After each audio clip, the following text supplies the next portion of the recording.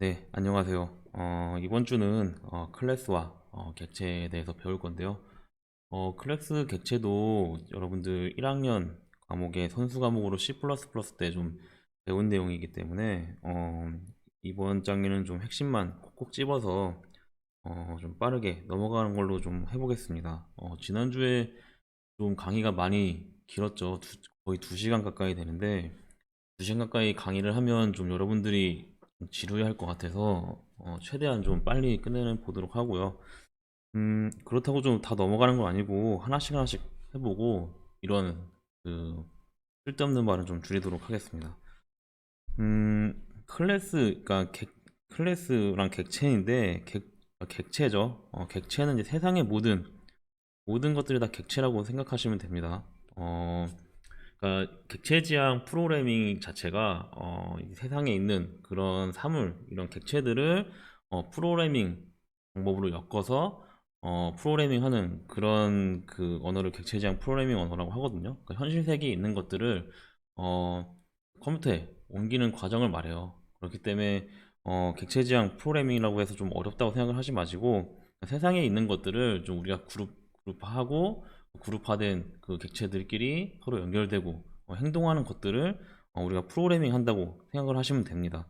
그래서 실세계 다 객체들은 이런 뭐 TV, 의자, 뭐 책, 집 이렇게 있는데 객체마다 고유한 특성도 있고요. TV는 화면이 나오고 채널을 돌리고 뭐 여러 가지 요즘 스마트 TV라고 해서 많은 여러 가지 기능들이 있는데 다양한 기능들을 하죠. 뭐 의자는 사람이 앉는 기능, 책 같은 경우에는 우리가 그 글을 읽을 수가 있고요. 집은 사람이 살고 있는 집 안에 사람이 뭐 의식주 활동을 할 수 있는 그런 객체라고 보시면 되겠고 카메라는 사진을 찍는 각각의 특성이 있죠. 특성과 행동을 가지고 있어요. 이걸 객체라고 하고요. 이 객체들은 각각의 혼자서 활동을 할 수도 있지만 다른 객체들과 상호작용을 하면서 어떤 행동을 이어나가는 그런 존재라고 보시면 되겠죠. 여러분들이 하고 있는 모든 그 물건들을 다 객체라고 보시면 되고 여러분들 자체도 객체라고 보시면 됩니다. 그래서 뭐 여기 컴퓨터 프로그램에서 객체 사례가 나오는데 이것들은 뭐 알아볼 필요 없을 것 같고요. 그 객체장의 특성이 여기서는 총 한 3개 정도 말을 하고 있어요. 이거는 다 보셨기 때문에 뭐 캡슐화, 상속, 다형성 이렇게 있는데 각 특징들을 보면 우선 캡슐화 같은 경우에는 객체들을 캡슐로 싸서 다른 곳에서 내부를 볼 수 없게 만드는 걸 캡슐화라고 하죠. 그러니까 우리 뭐 약이나 예를 들어 약이나 TV, 뭐 자판기, 카메라, 사람 같은 경우에 외부에서 그 형체는 볼 수 있지만 형체나 그 형태 그리고 뭐 행동 이런 것들을 다 볼 수 있지만 그 안에 돌아가는 약의 뭐 내용물이라든지 TV 안에서 어떤 식으로 돌아가는 부품이라든지 뭐 냉장고, 자판기 이런 것들에 대한 그 돌아가는 것들을 우리가 알 수는 없죠. 이런 걸 캡슐화라고 해요. 그러니까 각각의 객체들이 어떤 행동을 하는데 그 행동을 함에 있어서 어떤 기능들을 가지고 어떤 방법으로 돌아가는지 우리가 보여주고 싶지 않을 때가 있잖아요. 기업들 같은 경우에는 어떤 자기가 만든 제품들을 남들에게 보여주고 싶지 않을 때, 어떻게 돌아가는지 보여주고 싶지 않을 때 이렇게 캡슐화를 시켜서 공개하지 않는 거죠. 이런 것들을 캡슐화라고 해요. 그래서 그 객체의 본질적인 특징이죠. 외부의 접근으로부터 객체를 보호하는 그런 역할을 하는 것이고요. 그래서 자바의 캡슐화는 C++ 캡슐화랑 똑같아요. 어떤 클래스를 통해서 객체의 모양을 선언을 하고요. 틀을 만들죠. 틀을 만들고 이 안에 메소드와 필드, 그러니까 함수랑 변수를 객체 내에 모두 구현함으로써 외부에 내가 만든 함수나 변수들을 보여주지 않는 거죠. 자바에서는 메소드랑 필드라고 해요. 멤버 변수를 필드라고 하고요. 멤버 함수를 메소드라고 해요. 그래서 뭐 여기 객체의 정의가 나오는데 클래스의 모양대로 생성된 실체라고 보시면 되고 객체 내 데이터는 이런 캡슐화를 통해서 보호를 하고 외부 접근을 제한할 수 있는 그런 능력을 가지고 있어요. 캡슐화의 이런 가장 큰 특징이라고 보시면 되고요. 객체 객체 그 선언을 할 때 이런 식으로 객체 내부에 필드랑 메소드들을 이렇게 선언을 하고 각 필드랑 메소드들의 그 공개 여부들을 이제 속성을 제공해 줌으로써 외부에 공개를 할지 말지 이런 거를 선택을 합니다. 이렇게 함으로써 이제 내가 숨기고 싶은 어떤 그 값들을 다 숨길 수 있는 거고요. 값이나 행동들을 숨길 수 있는 거고 이런 것들을 자바의 캡슐화라고 보시면 됩니다. C++의 캡슐화랑 똑같아요. 똑같이 보시면 되고요. 이 객체의 개념은 제가 방금 말씀드렸는데 이 객체 같은 경우에는 나중에 뒤에서 더 설명을 드릴게요. 뒤에 설명을 드릴 거고 그 다음에 상속이 있거든요. 상속은 뭐냐면 그 상위 객체의 속성을 하위 객체에 그러니까 대물림하는 거죠. 그러니까 그 생물이라는 어떤 객체가 있으면 그 밑에 하위에 뭐 동물이랑 식물 이렇게 나눠지죠. 그래서 각각 동물 식물들이 있고 동물 식물들을 또뭐 어류나 사람 그러니까 동물을 어류나 사람 식물을 나무나 풀 이런 식으로 또 나눌 수가 있죠. 그래서 각각의 이런 하위에 있는 객체들이 상위에 있는 객체들을 상속을 하는 거예요. 그래서 이런 유전적인 상속 관계를 갖는 거죠. 그래서 생물이 가지고 있는 기능은 이 동물이랑 식물이 다 가지고 있겠죠. 하지만 동물이랑 식물은 그 객체의 특성이 다르잖아요. 그렇기 때문에 이렇게 다 나눠지는 거고 이 동물 중에서도 또 뭐 이런 식으로 예를 들어 어류, 사람 이렇게 나눠지죠. 근데 어류랑 사람은 이 동물이 가지고 있는 특성을 가지고 있어요. 뭐 예를 들어서 뭐 숨을 쉰다, 아니면은 뭐 광합성을 한다. 뭐 이런 식으로 이 어류나 사람이 다 가지고 있는 그 특징을 가지고 있죠. 근데 어류랑 사람은 본질적으로 달라요. 다르기 때문에 이런 식으로 또 나눠질 수 있는 거고 어류나 사람은 다시 동물의 그 성분을 그대로 가지고 오면서 또 각각의 사람은 사람별로 어류는 어류별로 각각의 그 특징을 가지고 있는 거죠.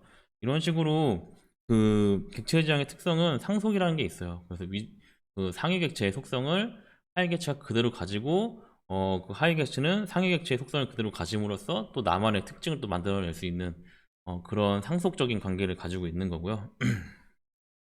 네, 그래서 자바의 상속을 좀 예를 들어 설명을 드리면요. 자바 같은 경우에는 자식 클래스, 부모 클래스가 있고요. 그 다음에 하위 클래스, 자식 클래스가 있어요. 이거를 슈퍼 클래스, 그리고 서브 클래스라고 부르는데요. 이런 부모 자식 관계를 연결함으로써 상위 클래스 그 상속의 관계를 이제 만들 수 있는 건데요. 뭐 예를 들어서 내가 어떤 여기 뭐 얘가 있는데 그 동물 여러 가지 동물들의 행동을 만들고 싶어요. 만들고 싶으면 그 동물들이 굉장히 많겠죠. 뭐 사람도 있고요. 여기 사람도 있고 아니면 내가 뭐 사람뿐만 아니라 사람 또 뭐 뭐라 해야 되나? 사람이랑 그냥 예를 들어 대충 말할게요. 뭐 호랑이 그리고 뭐 원숭이 이런 식으로 이제 여러 가지 그 각각의 동물들의 특징을 만들 수가 있어요. 이거를 제가 잘 나눠놨는지 모르겠는데 이런 사람, 호랑이, 원숭이 뭐 다른 동물들이 가지고 있는 공통적인 공통 분모들이 있죠. 동물이라는 분모가 있어요. 동물이라는 하나의 공통 분모를 가지고 있죠. 이 동물이 하는 일이 뭐예요? 먹고 그리고 자고 사랑하고 사랑 러브라고 써 있어서 사랑하고 또 뭐예요? 먹고 자고 밖에 안 하나? 네, 하여튼 이런 식으로 공통적인 특징들이 있거든요. 그렇기 때문에 각각 사람마다 이렇게 먹고 자고 사랑하고 호랑이 먹고 자고 사랑하고 원숭이 먹고 자고 사랑하고 다른 동물 먹고 자고 사랑하고 그런 공통적인 일들을 각각의 동물마다 이렇게 그 기능을 제공해주면 기능을 만들면 이 똑같은 먹고 자고 사랑하는 건데 여러 가지 각각의 그 뭐야 동물마다 다 이렇게 기능들을 명세를 해줘야 되는 거잖아요. 이런 것들이 굉장히 불편해요. 나중에 만들면 뭐 더 많이 생길 수 있죠. 동물들이 막 수십 마리가 수십 개가 생길 수 있는데 이 각각의 동물들마다 이 먹고 자고 사랑하고 똑같은 행동인데 똑같게 만들어줘야 돼요. 굉장히 불편하죠. 똑같은 행동을. 그래서 이런 것들을 좀 공통적으로 하나로 만들어 줄 수 없을까 해서 나온 게 이런 그 부모 클래스, 그 상속 관계가 되겠고요. 그래서 이런 공통적인 일들을 각각의 그 그 동물마다 공통적으로 하는 일들이 있죠. 이런 일들을 하나로 묶고요. 그거를 상위 클래스로 만들어주는 거예요. 동물이라는, 여기 보시면 동물이라는 상위 클래스로 만들어줍니다. 그래서 동물이라는 클래스를 만들고요. 여기에 이름, 그 다음에 가격이래네. 나이, 그 다음에 먹고, 자고, 사랑하는 이런 공통적인 행동들을, 각각 동물들이 행하는 공통적인 행동들을 이렇게 부모 클래스, 슈퍼 클래스에 정의를 해주는 거예요. 해준 다음에 요거를 상속받아서 다른 서브 클래스들을 만들어주는 거죠. 뭐 사람을 만들 수도 있고요. 그 다음에 뭐 호랑이, 여기 보시면 호랑이도 만들 수 있고, 원숭이, 각각의 동물들을 만들고, 이제는 이 각각 동물들이 하는 행동이 다 다르죠. 사람 같은 경우에는 걸을 수도 있고요. 울을, 울을 수도 있고, 웃을 수도 있어요. 호랑이는 뭐야, 그 거릴 수가 있고, 뭐 네 발로 걸을 수 있죠. 이런 식으로 각각 특징이 다르잖아요. 각각 동물들마다 다른 특징들이 있으면 그 특징들을 서브 클래스에 써주는 거고요. 그리고 공통적인 거를 그 슈퍼 클래스를 상속받아서 그대로 쓰는 거예요. 아까 얘기했죠. 먹고 자고 사랑하는 거는 모든 동물들이 다 똑같은 거라고 그랬잖아요. 똑같다고 생각이 들면은 어, 상위 부모 클래스의 정의를 다 해주고, 그 다음에 각각의 동물들을 이렇게 이 상위 클래스를 상속받아서 사용하되, 각각의 또 특징들이 있겠죠. 그 특징들을 정의를 해서 사용하는 거예요. 이런 식으로 부모의 그 슈퍼 클래스 그 속성을 물려받아서 그 기능을 확장하는 것을 상속이라고 합니다. 보통 이런 제가 예를 잘 들었는지 모르겠는데, 이런 경우에 많이 쓰는 거고요. 그러니까 여러분들이 이제 나중에 클래스를 만들 때 어떤 거를 만들지 고민을 잘 해보세요. 해보고 그 만들 때 내가 지금 이거 이렇게 객체를 만들려고 하는데 얘네 공통적인 게 보이는 거예요. 그럼 그 공통적인 것들을 각각의 객체마다 쓰는 클래스마다 선언을 하는 게 아니라 부모 클래스 하나 만들어서 공통적인 부분들을 정리를 해주고, 그 정리된 공통적인 부모 기능들을 상속받아서 각각의 클래스를 쓰는 거죠. 이런 식으로 사용을 할 때 상속을 많이 써요. 근데 이 상속 같은 경우에는 여러분들이 좀 많이 이 클래스에 대해서 어느 정도 이해를 많이 하시고 나서 그 이후에 하셔야 좀 이해가 되실 텐데요. 지금은 뭐 계속 그 예제를 통해서 해보는 수밖에 없어요. 이거는 클래스를 어느 정도 이해를 하고 나서 하셔야 되는 그 기능들이기 때문에 크게 막 와닿지 않을 수도 있거든요. 그렇지만 여러분들이 계속 쓰면 쓸수록 이해가 되시기 때문에 계속 써보는 그 노력을 한번 해보셔야 될 거예요.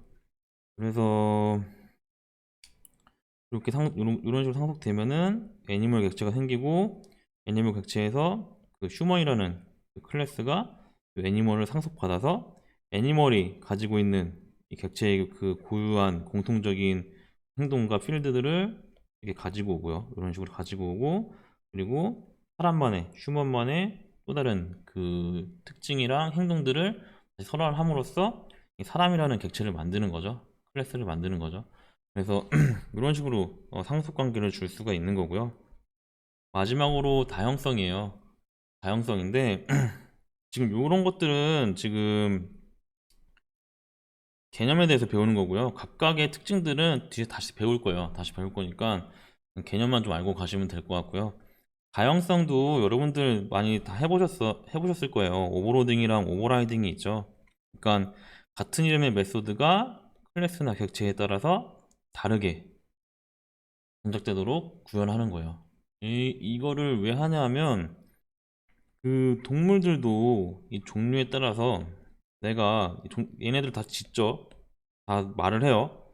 개는 멍멍, 고양이는 야옹, 닭은 꼬꼬댁, 사람은 또 뭐라고 말을 하죠. 뭐 야라고 말을 하죠. 하는데 이, 내가 이 얘네들이 공통적으로 다 말을 하기 때문에, 스픽을 하기 때문에, 말을 하기 때문에 이 말이라는 거를 그 상위 클래스, 애니멀이라는 클래스에 정의를 해놨어요. 근데 얘네들 지금 다 동물마다 말하는 게 다 다르잖아요. 그래서 이걸 정의를 해놨지만 이 공통적으로 쓰기에는 얘네들을 다 특징을 잡아줄 수가 없는 거예요. 그렇기 때문에 이거를 이제 각각의 그 클래스나 객체마다 다르게 행동할 수 있도록 다형성을 주는 거죠. 이거를 그 오버로딩이라고 하는데, 강아지 너는 스픽이라는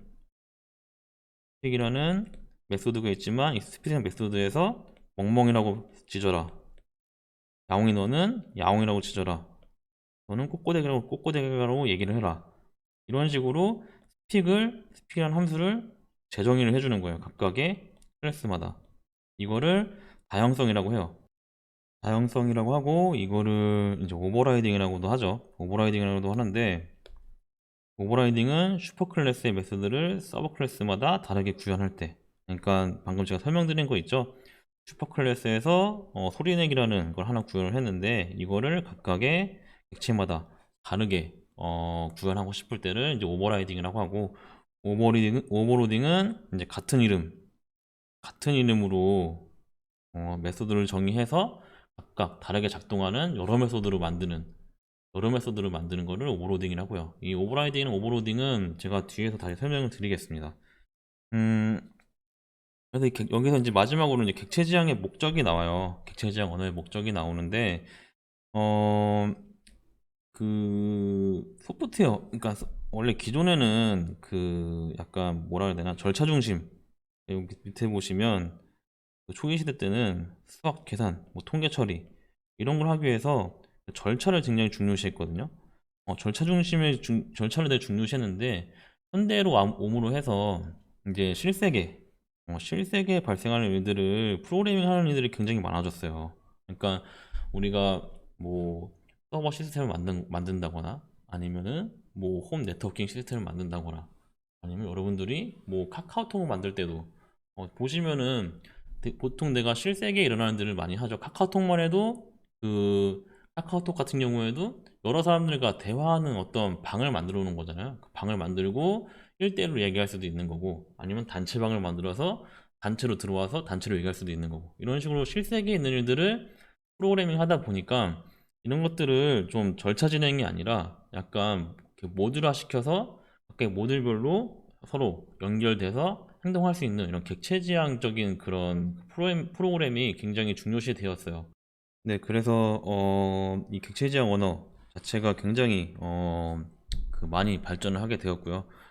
객체지향 언어가 또 이 모델링 그 쉬운 실제 일어나는 일들을 쉽게 프로그래밍 하려는 그 목적도 있지만, 이 생산성이 굉장히 향상이 되거든요. 그 객체지향 언어로 프로그램을 만들면은, 왜 안 써지지?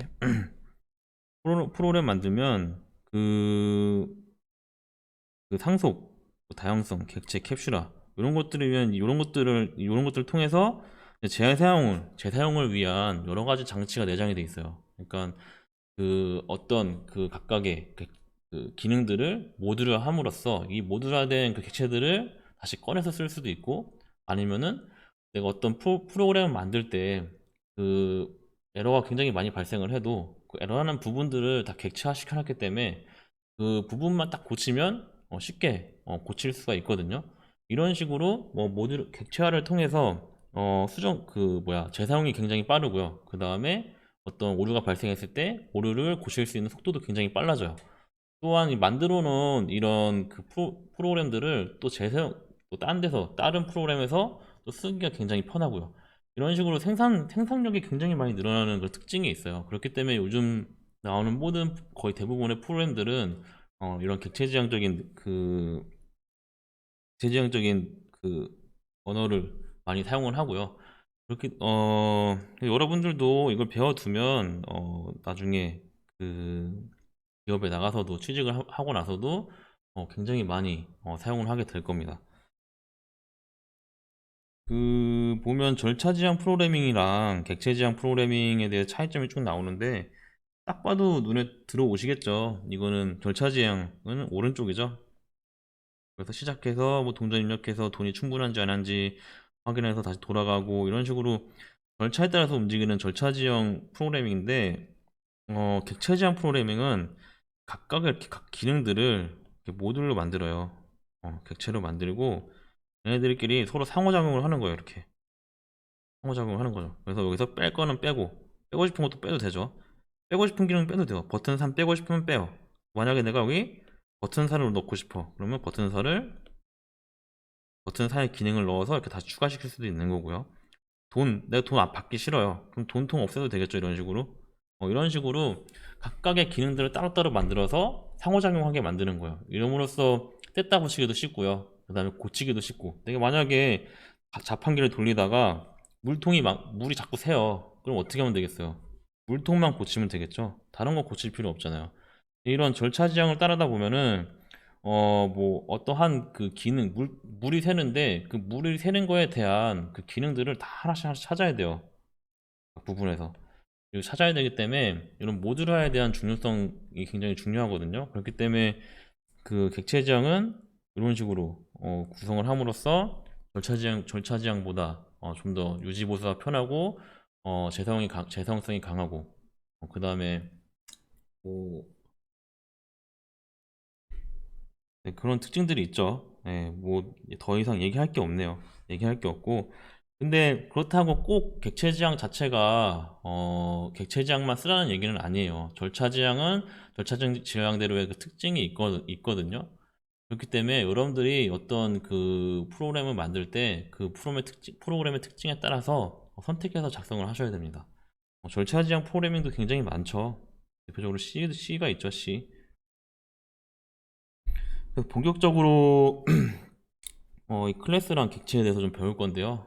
클래스 객체는 여러분들 한 번씩 다 보셨기 때문에 앞에 개념들도 그냥 복습한다는 의미에서 지금 계속 제가 설명을 드리고 있는 거고요. 어, 우선 우리가 객체를 배웠죠. 객체를 배웠는데 이 객체를 만들기 위해서는 클래스가 필요해요. 클래스는 뭐냐? 객체를 만들어내기 위한 설계도 또는 틀이라고 합니다. 어떤 그 우리가 TV를 만드는데 TV를 여러 대 그러니까 공장 같은 데 보면 어떻게 돼요? 이 TV 공장이 있죠. TV 공장에서 뭐 LED TV를 만들 거예요. LED TV를 만드는데 LED TV를 대량 생산을 하죠. 대량 생산을 하기 위해서 LED TV 만드는 공정이 따로 있죠. 이렇게 쭉 공정이 따로 있어요. LED TV 공정이 있는데 이 TV를 만들 거예요. 그래서 LED TV는 한 대만 나오는 게 아니라 똑같은 제품이 여러 대 나오죠. 여러 대. TV 1, TV 2, TV 3 이런 식으로 LED TV가 수도 없이 많이 나와요. 보시면 TV 공장에서 그 LED TV를 만드는 공정이 있는데 이 LED TV 만드는 공정에서 이 TV들이 굉장히 많이 여러 대가 나온단 말이에요. 그래서 우리 이 TV들을 하나씩 사서 쓰는 거죠. 뭐 모니터도 똑같고요. 그래서 이 TV들이 보면은 이 TV들을 상품화된 TV들을 객체라고 하고요. 객체. 객체라고 하고 이런 상품화된 TV들은 다 똑같은 애들이죠. 이 TV1이랑 TV2가 전혀 다르지가 않아요. 똑같은 제품이잖아요. 그러니까 하나의 제품을 만들면 똑같은 제품을 쭉 만들어내죠. 이 하나의 LED라는 공정 안에서. 그래서 이 공정을 그러니까 똑같은 TV 객체를 만들어내는 공정을 클래스라고 합니다. 클래스. 틀이죠, 틀. 하나의 틀에서 계속 똑같은 TV들이 이렇게 찍어져 나오는 거죠. 이거를 클래스라고 해요. 그래서 클래스는 객체를 만들어내기 위한 설계도 또는 틀이라고 하는 거고요. 이 객체의 속성이랑 행동을 이제 가지고 있어요. 그러니까 이 객체가 이런 속성이랑 이런 행동을 해야 된다라고 이제 틀을 만들어주는 거고요. 객체는 이 클래스에서 뽑아져 나온 어떠한 그 상품, 그러니까 객체라고 보시면 되고요.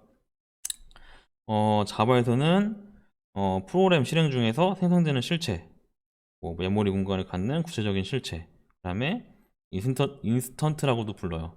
이렇게 부르는데 객체 하나가 만들어질 때마다 그 객체에 대한 메모리 공간을 가질 수가 있고요. 이 메모리 공간을 가진 이 객체 하나를 인스턴트라고 부릅니다. 자바에서 이런 식으로 부른다는 얘기고요. 그냥 객체라고 하셔도 돼요. 객체라고 하셔도 되고 뭐 사례 들었는데 이건 넘어갈게요. 제가 위에 TV로 설명을 드렸죠. TV로 설명을 드렸으니까 사례 한번 쭉 보세요. 보시면 될 것 같고 클래스랑 객체 관계 여기 또 정의를 내리죠. 붕어빵이랑 틀 가지고 정의를 내려요. 그래서 붕어빵 틀은 클래스이며 이 틀의 형태로 구워진 붕어빵은 바로 객체입니다. 앞에 제가 설명드린 거랑 똑같죠. 붕어빵은 틀의 모양대로 만들어지지만 서로 조금씩 다릅니다. 조금씩 달라질 수도 있어요. 아까 제가 똑같은 TV를 만든다고 했지만 TV3 만든다고 했지만 얘네들이 각각의 색깔이 다를 수도 있어요. 얘는 뭐 파란색, 얘는 검은색, 얘는 노란색 이렇게 바꿀 수도 있죠. 근데 안에 들어가 있는 기능들은 똑같아요. 똑같은 제품에 똑같은 기능인데 색만 다른 거예요. 색만 다를 수도 있는 거예요. 그래서 여기 보시면 뭐 치즈 붕어빵, 크림 붕어빵, 앙코 붕어빵 얘는 지금 안에 속 안에 내용이 다르죠.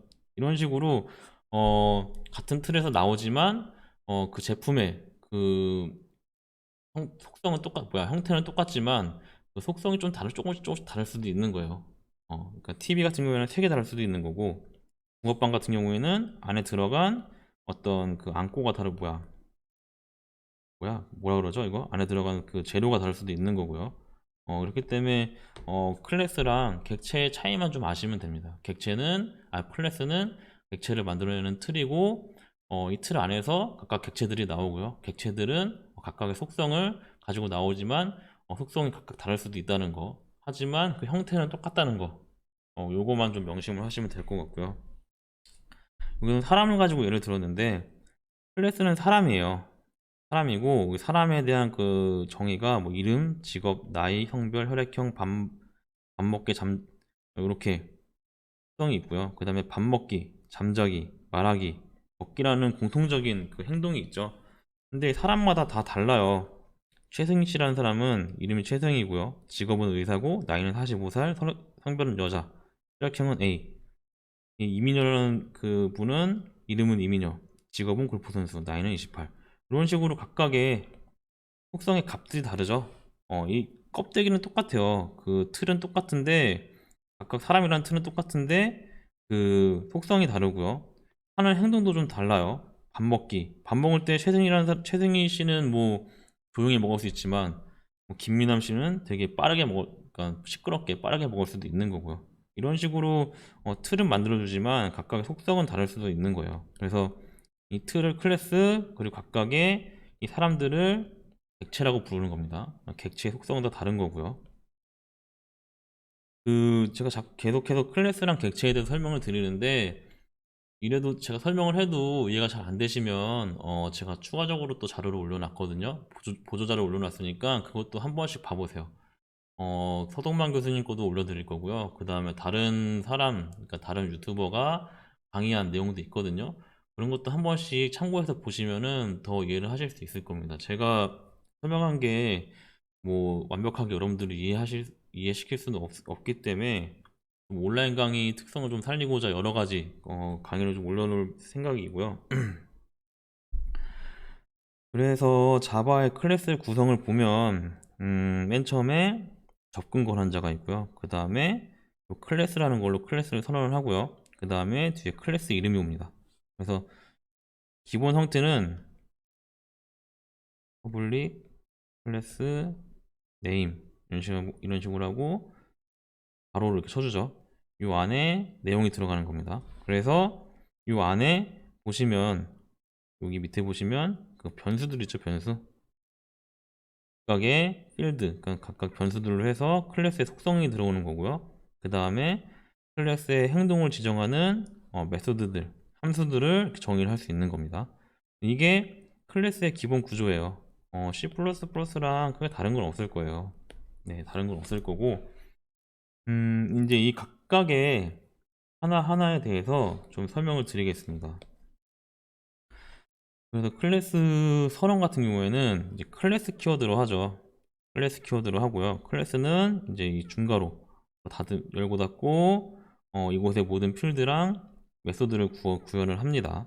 모든 필드는 얘는 변수라고 했죠. 변수, 얘는 함수. 얘네는 클래스의 멤버입니다. 멤버이고요. 그 다음에 그 뭐 클래스, 서클 이렇게 했으면 이 서클이라는 클래스 이름에 클래스를 선언을 하는 거예요. 선언을 하는 거고 그 접근 권한 같은 경우에는 기본적으로 이렇게 형태가 오거든요. 요거는 뒤에서 저 다시 설명을 드릴게요. 요 접근 권한자에 따라서 클래스에 접근할 수 있는 권한이 달라지는 거거든요. 이것도 이미 한번 배우셨기 때문에 뭔지는 아실 텐데 이건 뒤에서 설명을 드릴게요. 뒤에서 설명을 드릴 테고 필드와 메소드가 있어요. 필드는 멤버 변수라고 했죠. 메소드는 함수라고 했어요. 함수, 멤버 함수. 행동을 구현을 하죠. 그 다음에 접근 지정자 계속 나오죠. 퍼블릭. 필드나 메소드 앞에 붙여서 다른 클래스에 접근을 허용하는 것을 표시를 해주는 거예요. 얘는 접근을 시켜도 된다. 얘는 그 접근을 하면 안 된다. 아까 그러니까 객체 지향 언어의 특징이 뭐라고 그랬어요? 캡슐화라고 했죠. 남들한테 내가 만든 속성을 제공할 것인가 말 것인가를 접근 지정자로 선언을 해주는 거고요. 그 다음에 생성자가 있어요. 생성자는 클래스 이름이랑 동일한 특별한 메소드인데 객체가 생성될 때 객체가 딱 생성될 때 한 번 호출되는 거예요. 내가 클래스를 이렇게 만들고요. 클래스를 만들고 서클이랑 클래스를 만들었어요. 클래스 만들었는데 이제 이 클래스 틀을 찍어서 이렇게 객체로 만든다 그랬죠? 객체로. 얘는 뭐 피자, 얘는 뭐 부침개. 이렇게 각각 객체를 만드는데 이 객체가 한번 생성될 때마다 실행되는 게 생성자예요. 요 클래스 선언할 때 생성하는 게 아니라 객체를 생성할 때, 이 클래스를 통해서 객체를 생성할 때 한 번씩 호출되는 메소드예요. 이걸 생성자라고 하고요. 이거는 뒤에서 좀 다시 설명을 드릴게요. 생성자도. 그래서 객체 생성하는 방법은 객체랑 클래스 선언하는 거랑 객체랑은 다른 거예요. 클래스 선언은 클래스하고 뭐 이렇게 서클 이런 식으로 선언을 하는 거죠. 서클 선언을 하고 여기에 클래스에 대한 그 속성이랑 행동들을 정의를 해주는 거예요. 정의를 해주면 이 하나의 클래스가 만들어지는 거고요. 서클이라는 클래스가 만들어지는 거고 그 다음에 객체 생성을 하셔야 돼요. 이 서클을 이용해서 어떤 객체들을 생성을 해야 됩니다. 생성을 해야지만 이 하나의 서클이라는 클래스에 대한 객체들이 생기는 거고요. 이 생성을 할 때 쓰는 게 new 키워드예요. new 키워드. new 키워드를 통해서 생성을 하면 각각의 이렇게 객체들이 생기고 객체가 생기면 어떻게 된다고 그랬어요 아까? 메모리에 이 객체에 대한 그 하나의 공간이 생기는 거예요. 여기 이렇게 하나 둘 지금 3개 생성했으니까 하나 둘 3개가 생기는 거죠. 생기면서 어떻게 돼요? 여기 있는 객체 생성될 때 생성자가 실행이 되는 거고요. 이런 식으로 그 클래스 선언이랑 객체를 생성하는 그 차이를 좀 아셔야 됩니다. 아셔야 되고 여기 보시면 객체 생성 과정에서 객체에 대한 레퍼런스 변수가 선언된다 그랬잖아요. 선언해야 된다 그랬잖아요. 이것도 뒤에서 또 다시 설명을 드릴게요. 레퍼런스 변수에 대해 설명을 드리고 그 다음에 이거 다 설명을 해놨죠. 객체 생성하는 방법을 좀 설명을 드리면 이미 서클이라는 클래스는 그 선언이 됐다고 보시면 돼요. 이렇게 여기 보시면 13페이지에서 서클이라는 클래스를 이렇게 선언을 했죠. 선언을 했습니다. 그 다음에 객체 생성하는 방법 그리고 접근하는 방법에 대해서 배울 건데 우선 레퍼런스 변수를 만드는 거예요. 내가 서클이라는 클래스에 대한 그 객체를 하나 만들 거예요. 만드는데 그 이름을 피자라고 지은 거죠. 이런 식으로 그 레퍼런스 변수를 하나 만들면 피자라는 레퍼런스 변수가 하나 생겨요. 이렇게 하나 생기고 new 서클하고 이런 식으로 그 생성자 객체 이름을 딱 써주시고 가로 열고 가로 닫고 하면은 그제서야 이제 메모리에 이 객체에 대한 그 클래스 객체에 대한 그 메모리가 하나 생성이 되고서 공간이 만들어집니다. 이런 식으로 서클 타입의 객체가 하나 만들어지고 레디우스 네임이라는 필드 있죠. 아까 13페이지에서 반지름이랑 이름이라는 필드를 하나 만들었죠. 공간이 생기고 get area라는 그 넓이를 구하는 메소드가 하나 만들어집니다. 그 다음에 각각의 이 객체의 그 멤버에 접근을 할 수가 있어요. 접근할 때는 점을 써주시면 됩니다. 점 피자 점하고 그 다음에 여기에 뭐 필드 이름이나 메소드 이름을 써주시면 돼요. 여기서는 reduce는 하고 10을 써줬죠. 이렇게 되면 reduce에 10이 들어가고요. name하고 자바 피자 이렇게 만들어주면 자바 피자라는 값이 name의 값으로 들어갑니다. 그 다음에 내가 이 getArea라는 그 메소드를 행동하고 싶어요. getArea가 뭐 하는 애예요? 보시면 getArea 안에 들어가 보시면 3.14 곱하기 reduce죠? 넓이 구하는 거죠. 넓이를 구해서 이 값을 반환해 주는 거예요. 결과값을 반환해 주는 거죠. 그래서 더블 에어리어라는 변수 하나 만들어서 피자의 넓이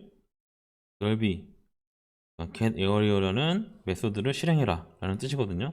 피자점하고 get area 하면은 이게 실행이 됩니다. 그럼 어떻게 되겠어요? 3.14 곱하기 레디우스니까 10이죠? 레디우스 10이니까 뭐가 반환이 될까요? 314라는 값이 요 에어리어라는 그 변수로 이렇게 반환이 되는 거죠. 이런 식으로 그 접근 지정전을 사용해 가지고 요 점이라는 접근 지정전을 사용해 가지고 그 필드랑 그 메소드에 접근을 할 수 있는 겁니다. 요거는 똑같은 거예요. 똑같은 거라서 설명을 드리진 않을게요. 똑같죠. 이렇게 서클이라는 클래스 만들고요. 그 다음에 레디우스랑 name이라는 필드 만들고 get area라는 메소드 만들었어요. 그 다음에 어떻게 했어요? 서클 피자라는 객체 하나 만들고 도넛이라는 객체를 하나 만들었어요. 그래서 new circle을 통해서 공간을 피자랑 도넛이라는 객체의 공간을 만들어 주는 거고요. 각각의 그 변수에 이렇게 값을 대입해서 이런 식으로 값을 넣은 거죠. 넣은 다음에 get area 요거를 실행시켜서 이 get area는 어차피 여기 객체에서 이미 선언이 돼 있는 거죠. 요 값이 요 결과값이 각각의 area로 이렇게 대입이 되게 되겠죠. 그래서 자바 피자의 면적은 314, 자바 도넛의 면적은 12.56 이런 식으로 각각 결과값이 나오는 것을 확인을 할 수 있는 겁니다. 이거는 서클이라는 클래스에 피자랑 도넛이라는 객체 두 개를 만든 그런 소스 코드입니다. 렉탱글 클래스를 만드는 건데 이거는 사각형 넓이 구하는 거죠. 렉탱글이라는 사각형이라는 클래스를 만들어서요. 그 다음에 get area 사각형의 넓이를 구하는 거죠. 이거 어떻게 만든 거예요? 그냥 그 렉탱글이라는 객체를 하나 선언을 했죠. 렉탱글이라는 객체를 하나 선언했어요. 렉이라는 객체를 하나 선언한 거고요. 여기에 뭐가 있어요? width랑 그 다음에 height가 있어요. 이렇게 있고 그래서 선언을 한 상태에서 지금 width랑 height의 입력값을 받아오죠. 입력값을 받아와서 만약에 4랑 5로 입력했으면 width랑 height에 4, 5가 들어가고요. 그 다음에 get area를 출력하니까 뭐가 출력돼요? 20 넓이 값이 출력이 되는 거죠. 이런 식으로 렉탱글 클래스를 만드는 거고요. 생성자는 이거 제 그림 지웠는데 또 생겼네. 생성자는 객체가 생성될 때 초기화를 위해 실행되는 거. 이게 그림 이 비교가 좀 이상한 것 같은데 이거 여자분 쌩얼이죠. 쌩얼해서 화장을 해서 이렇게 화장한 상태인데 이거 제 생각에 초기화 생성자랑 비교가 되는 건지 잘 모르겠어요. 잘 매칭되는 건지 모르겠는데 그 생성자 같은 경우에는 어떤 객체에 초기화를 시켜주는 거예요. 초기화를 시켜주는 거라서 아까 보시면 이 렉탱글을 예제로 한번 들어볼게요. 렉탱글에 위스랑 하이트가 있죠. 렉탱글이란 클래스가 있고요. 이게 맞나? 내가 클래스가 있고요. 여기에 width랑 높이가 있어요. 이렇게 만들었죠. 인트로 만들었는데 얘네들을 객체를 생성할 때 객체를 만들 때 얘네 값들을 초기화를 해주고 싶은 거예요. 위스를 뭐 5, 하이트를 5 이런 식으로 그냥 기본적으로 초기화를 해주고 싶은 거예요. 이럴 때 쓰는 게 생성자예요. 그러니까 이 예제 같은 경우 보면은 여기서 보면 아이고, 얘 같은 거 보면은 여기 지금 이렇게 생성을 할 때 얘네들은 그냥 0,0을 가지고 있는 거죠. 그러니까 값이 아예 없는 거예요. 0,0이 아니라 이 위스랑 하이트의 값이 없는 거죠. 근데 이거를 뭐 0,0으로 초기화해주고 싶거나 뭐 5, 5로 초기화해주고 싶거나 그러니까 객체를 생성하는 순간 이 값들을 초기화를 해주고 싶은 거예요. 그럴 때 사용하는 게 생성자입니다. 생성자고요. 그래서 여기서는 서클이라는 그 클래스를 사용을 했는데 이 레디우스랑 이름이 있어요. 레디우스랑 이름이 있는데 지금 보시면 여기는 생성자가 두 개가 있습니다. 두 개가 이렇게 있는 거고요. 그래서 처음 생성자 같은 경우에는 아무것도 입력을 안 했죠. 그러니까 매개 변수가 없는 거예요. 매개 변수가 없는데 레디우스는 뭐요? 1. 레디우스는 1. 그 다음에 이름은 빈 공간. 이런 식으로 초기화를 해주는 겁니다. 이렇게 해주면은 여기 보시면 서클 도넛하고 뉴 서클 이렇게 해주시면 매개 변수가 하나도 없죠. 하나도 없으니까 매개 변수가 하나도 없는 생성자로 가서 이 생성자를 실행시킵니다. 그러면 레디우스가 1로 초기화되고 이름은 그냥 아무 없든 빈 이름으로 초기화가 되는 거고요. 그리고 두 번째 같은 경우에는 이렇게 매개 변수를 받았죠. 매개 변수를 받아서 첫 번째 R은 레디우스 값으로, 그 다음에 두 번째 N은 이름으로 이렇게 대입을 시켜주겠다는 얘기예요. 어떤 식으로 쓰냐 하면 내가 클래스를 생성을 할 때 매개 변수 두 개를 넣어주는 거예요. 인티저형 10이랑 스트링형 자바 피자 이렇게 넣어주면은 이 클래스가 알아서 찾습니다. 생성자 중에 이 인티저형이랑 스트링형 매개 변수를 가지고 있는 생성자를 찾아서 그 생성자를 실행시켜 주는 거예요. 그래서 여기 값들에 각각 값이 들어가서 레디우스랑 네임을 초기화시켜 주는 그런 생성자를 만들어 줍니다. 이런 식으로 여러분들이 어떤 객체를 만들 때 그 필드 값을 이런 필드 값들을 초기화하고 싶을 때 만들어 주는 게 생성자고요. 생성자는 한 번씩만, 뭐 한두 번씩만 만들어 보면은 여러분들이 쉽게 사용하실 수 있을 거예요.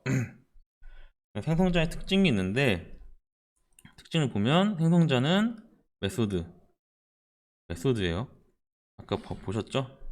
이렇게 메소드 돼 있는 거고, 그 다음에 생성자 이름은 클래스 이름이랑 반드시 동일해야 됩니다. 내가 만약에 서클이라는 클래스를 만들었으면, 클래스하고 서클을 만들었으면 생성자는 항상 퍼블릭이어야 되고요. 그 다음에 서클이라는 클래스로 만들어줘야 돼요. 이름이 똑같아야 돼요. 이렇게 두 개가 똑같아야 되고, 그 다음에 생성자는 여러 개 작성이 가능해요. 이게 여러 개 작성이 뭐야? 이게 제가 수정을 할게요. 여러 개 작성이 가능하고요. 그 다음에 생성자는 new를 통해서 객체를 생성할 때 한 번 호출해요. 한 번 호출한다는 거 아셔야 되는 거고요. 생성자는 리턴 타입이 없습니다. 그 다음에 생성자의 목적은 객체 초기화예요. 객체를 처음 생성할 때 초기화해 주는 게 목적이고요. 저렇게 이런 식으로 변수들을 초기화해 줄 수도 있지만 이렇게 메소드들도 실행을 시켜 줄 수가 있어요. 그러니까 그 초기화가 목적이고 그 생성자는 객체가 생성될 때 반드시 호출됩니다. 한 번씩 호출돼요. 그래서 생성자는 하나 이상 선언이 돼 있어야 돼요. 꼭 하나 이상 기본 생성자가 선언이 돼 있어야 되는데 만약에 여러분들이 생성자를 만들지 않으면 이 컴파일러가 자동으로 기본 생성자 타입을 만들어 줍니다. 요거는 C++이랑 똑같죠. 굳이 선언 필요가 없으면 생성자를 안 만들어 주셔도 돼요. 안 만들어 주셔도 되는데 안 만들면은 컴파일러가 자동으로 기본 생성자를 만들어 줍니다. 요거만 잘 알고 계시면 되고요. 그래서 생성자 만드는 법에 대해서 좀 설명을 드리면 기본 생성자는 매개 변수가 아예 없는 거예요. 아예 없고 단순 리턴하는 생성자를 말하는 거고요.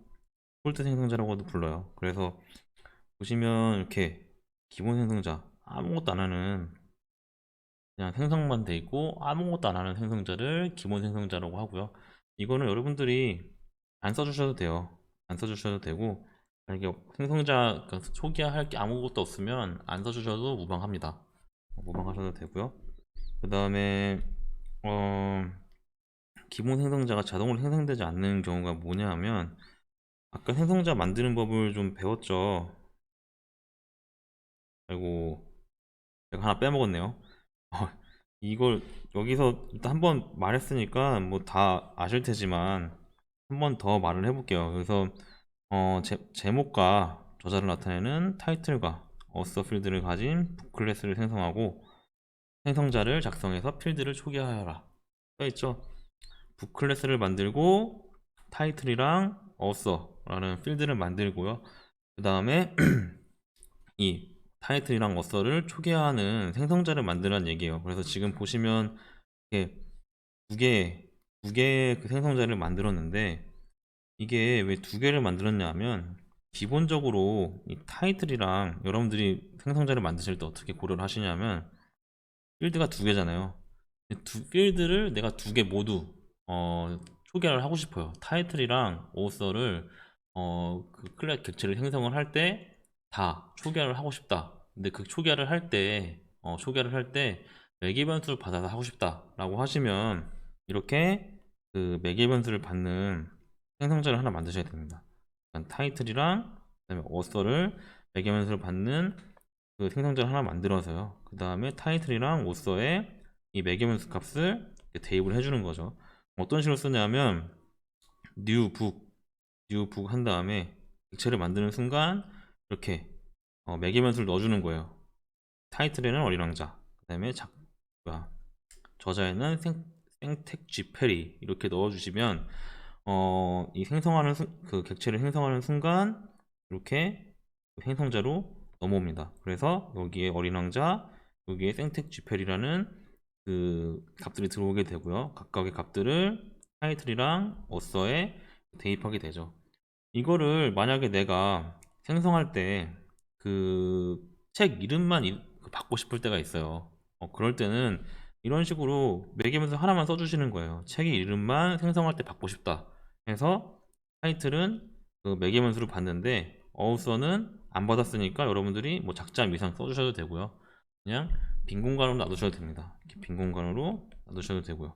그래서 생성자를 두 개, 많게는 뭐 세 개, 네 개, 다섯 개 만들 수가 있는 거고요.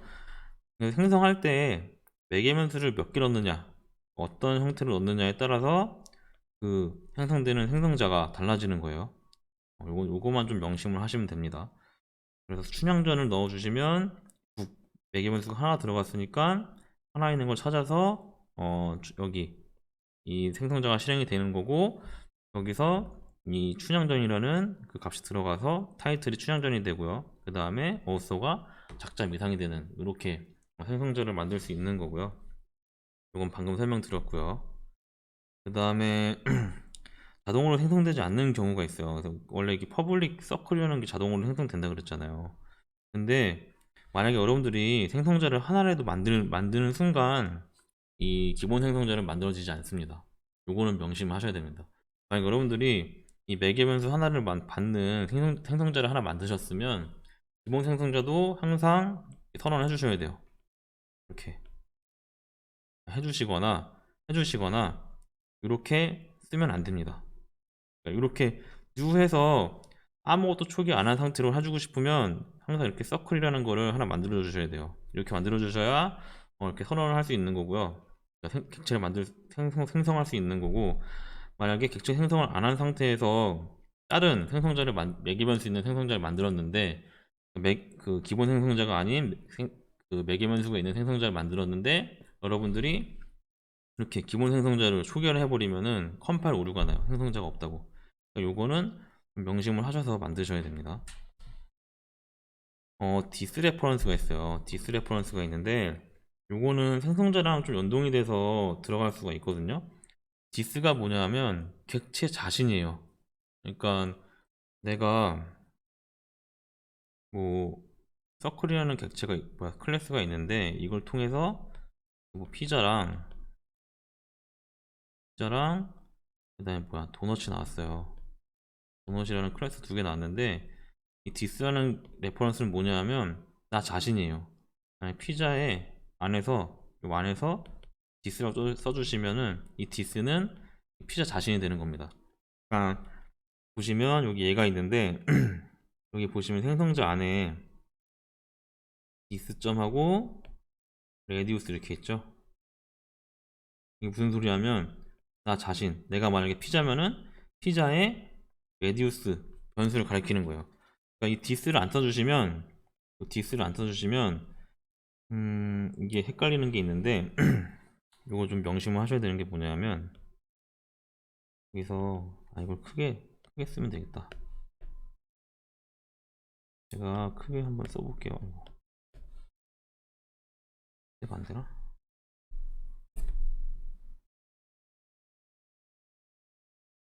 왜 확대가 안 되냐?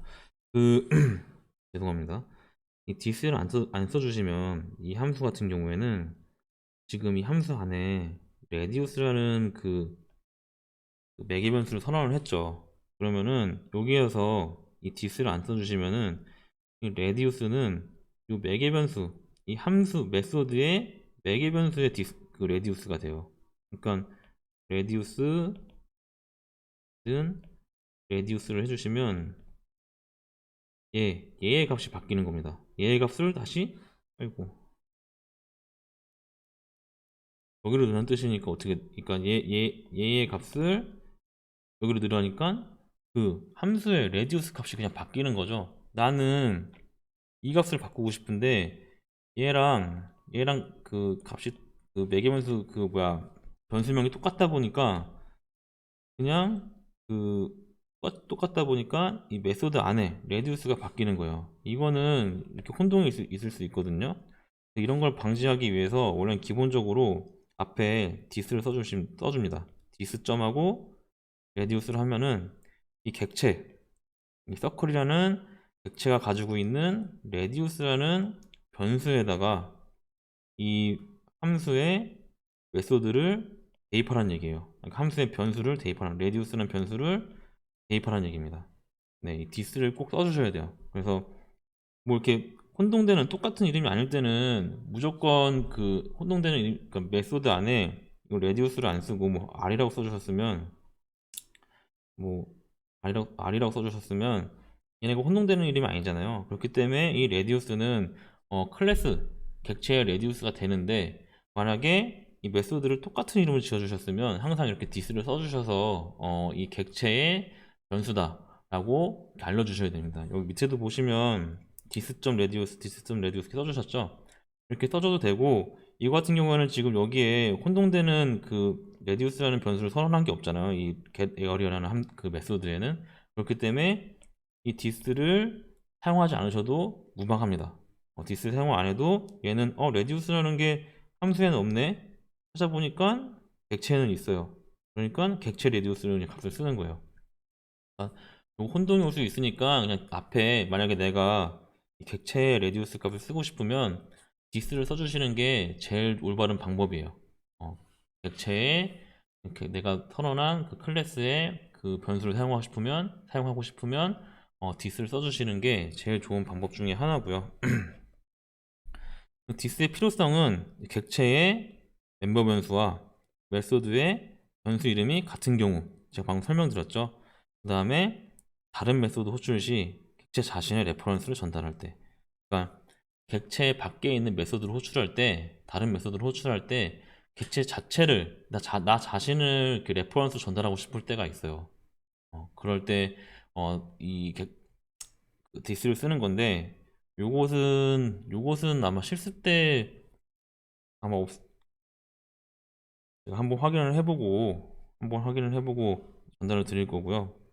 메소드가 객체 자신의 레퍼런스를 반환할 때, 그러니까 나 자신을 또 반환하고 싶을 때가 있어요. 이럴 때 쓰는 건데, 이 두 가지 케이스는 이번 실습 때 안 할 거예요. 안 할 건데, 제가 이런 케이스를 좀 나중에 넣도록 한번 해보겠습니다. 여러분들 쓸 수 있도록 넣도록 한번 해보고, 여기 예제가 몇 개 있는데요. 보시면 보시면 서클이라는 클래스를 하나 만들고요. 그 다음에 생성자를 이렇게 만들었죠. 그래서 this라는 this를 사용해서 내 객체의 레디우스 변수에 매개 변수를 받은 이 레디우스 값을 넣는다. 이렇게 표현을 한 거고요. 그 다음에 여기 보시면 여기 생성자를 통해서 OB1에는 1, 2에는 2, 3에는 3 이렇게 넣었어요. OB1에는 1, 2에는 2, 3에는 3 이렇게 넣었는데 셋을 해가지고 4, 5, 6 이렇게 넣은 거예요. 보시면 맨 처음에 OB1에 4를 넣었으니까 이 레디우스에 4가 들어오겠죠. 4가 들어와서 이 4, 레디우스 값 4가 이 디스, 그러니까 이 서클이나 OB1이라는 객체의 레디우스라는 변수에 이 4를 대입하겠다는 얘기입니다. 그렇기 때문에 레디우스 값이 4로 변하죠. 똑같아요. 5, 6 이런 식으로 변하는 겁니다. 디스로 다른 생성자로 호출도 할 수가 있는데요. 이게 무슨 소리냐면 뭐 클래스 내 다른 생성자 호출, 생성자 내에서만 사용 가능, 뭐 반드시 생성자 코드 제일 처음에 수행 이렇게 있는데 이걸 예제로 좀 해보면 뭐 클래스 북 이렇게 있습니다. 이렇게 있고요. 여기 뭐 스트링으로 네임이 있어요. 네임이 있고 그 다음에 퍼블릭하고 북 기본 생성자 하나 만들 거고요. 뭐 네임이랑 스트링하고 뭐 오스 이렇게 만들죠. 그래서 여기에는 네임 만들 거예요. 스트링 네임 이렇게 만들고요. 그 다음에 퍼블릭하고 그 다음에 스트링하고 네임 그 다음에 스트링 오서 이렇게 만들 겁니다. 이렇게 만들면은 여기에는 네임이랑 오서에 대한 값을 바꿀 거예요. 뭐 dis.name 해가지고 name 이런 식으로 똑같겠죠. 이렇게 만들면 이 name이랑 그 다음에 어서가 바뀌겠죠. 근데 여기서 스트링 name을 받았는데 이 name은 바꿀 건데 어서는 지금 변동한 게 없잖아요. 여기서 만약에 여러분들이 dis 한 다음에 이렇게 하고 그 다음에 name 넣어주시고요. 그 다음에 여기다가 뭐 자 없음 이런 식으로 넣어주시면 이 디스가 뭐냐면 나를 한 번 더 호출하는 거예요. 그러니까 내 생성자를 한 번 더 호출하는 거거든요. 생성자 한 번 호출하는데 여기 보시면 매개 변수 두 개 들어갔죠. 매개 변수가 두 개인 생성자를 찾아서 지금 북이 매개 변수가 두 개잖아요. 두 개 똑같죠. 찾아서 한 번 더 호출을 하라는 얘기예요. 그러니까 만약에 내가 이 북이라는 걸 만들었어요. 북 만들어서 뭐 이 만들고 new 한 다음에 그다음에 북하고 여기에 뭐 A라는 책을 이름을 써줬어요. 그러면 이 북 A 하는 순간 여기 북이라는 이 매개 변수가 하나인 이 북이라는 그 생성자가 호출이 되겠죠. 네임에 A가 들어오는 겁니다. 들어오는데 여기서 this로 또 한 번 생성자를 호출을 한 거예요. 나 자신을 호출한 거거든요.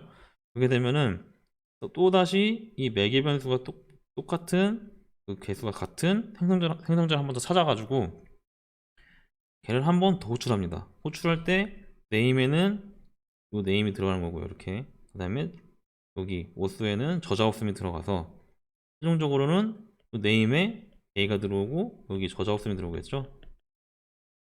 그렇게 되면서 네임이 이 객체의 네임으로 들어가고 저자 없음이 이 객체의 어스로 들어가서 이렇게 두 개가 초기화되는, 그러니까 생성자 안에서 생성자를 한 번 더 호출을 할 수가 있어요.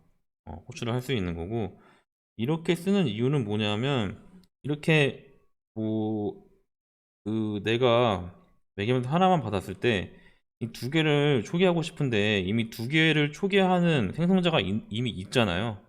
이미 있으면 굳이 내가 여기서 초기화 이렇게 똑같이 얘랑 똑같이 쓸 필요 없이 이 생성자를 호출해 주는 거예요. 똑같은 역할을 해주는 애를. 그러니까 중복성을 없애주는 거거든요. 이럴 때 디스를 이용해서 다른 생성자를 한 번 더 호출을 해줘요. 요렇게 되는 게 디스를 이용해서 생성자 호출하는 거고요. 실패 얘는 항상 디스로 호출할 때는 디스가 항상 맨 위로 올라와야 됩니다. 이게 위에 다른 게 있으면 안 돼요. 항상 어떤 내가 생성자에서 또 다른 생성자를 호출하고 싶을 때는 이렇게 항상 디스가 맨 위로 올라와야지만 초기화가 된다는 거. 이렇게 밑으로 나와 있으면 컴파일 오류가 나거든요. 요거는 좀 명심을 하셔야 됩니다.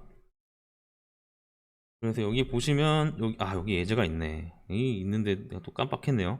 하여튼 이 예제가 저 예제니까 한번 제가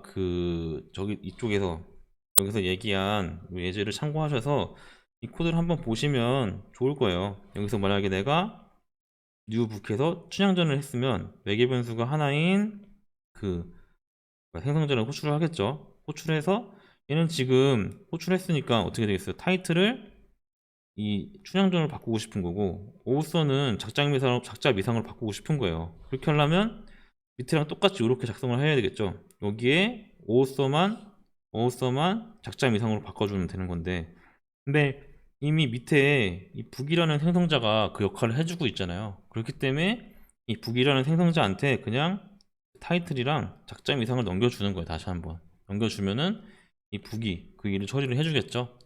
객체의 변수들을 초기화를 해주겠죠. 이런 식으로 중복되는 일들을 한 번씩 넘겨줄 수가 있어요. 이럴 때 쓰는 게 디스를 이용한 호출이고요.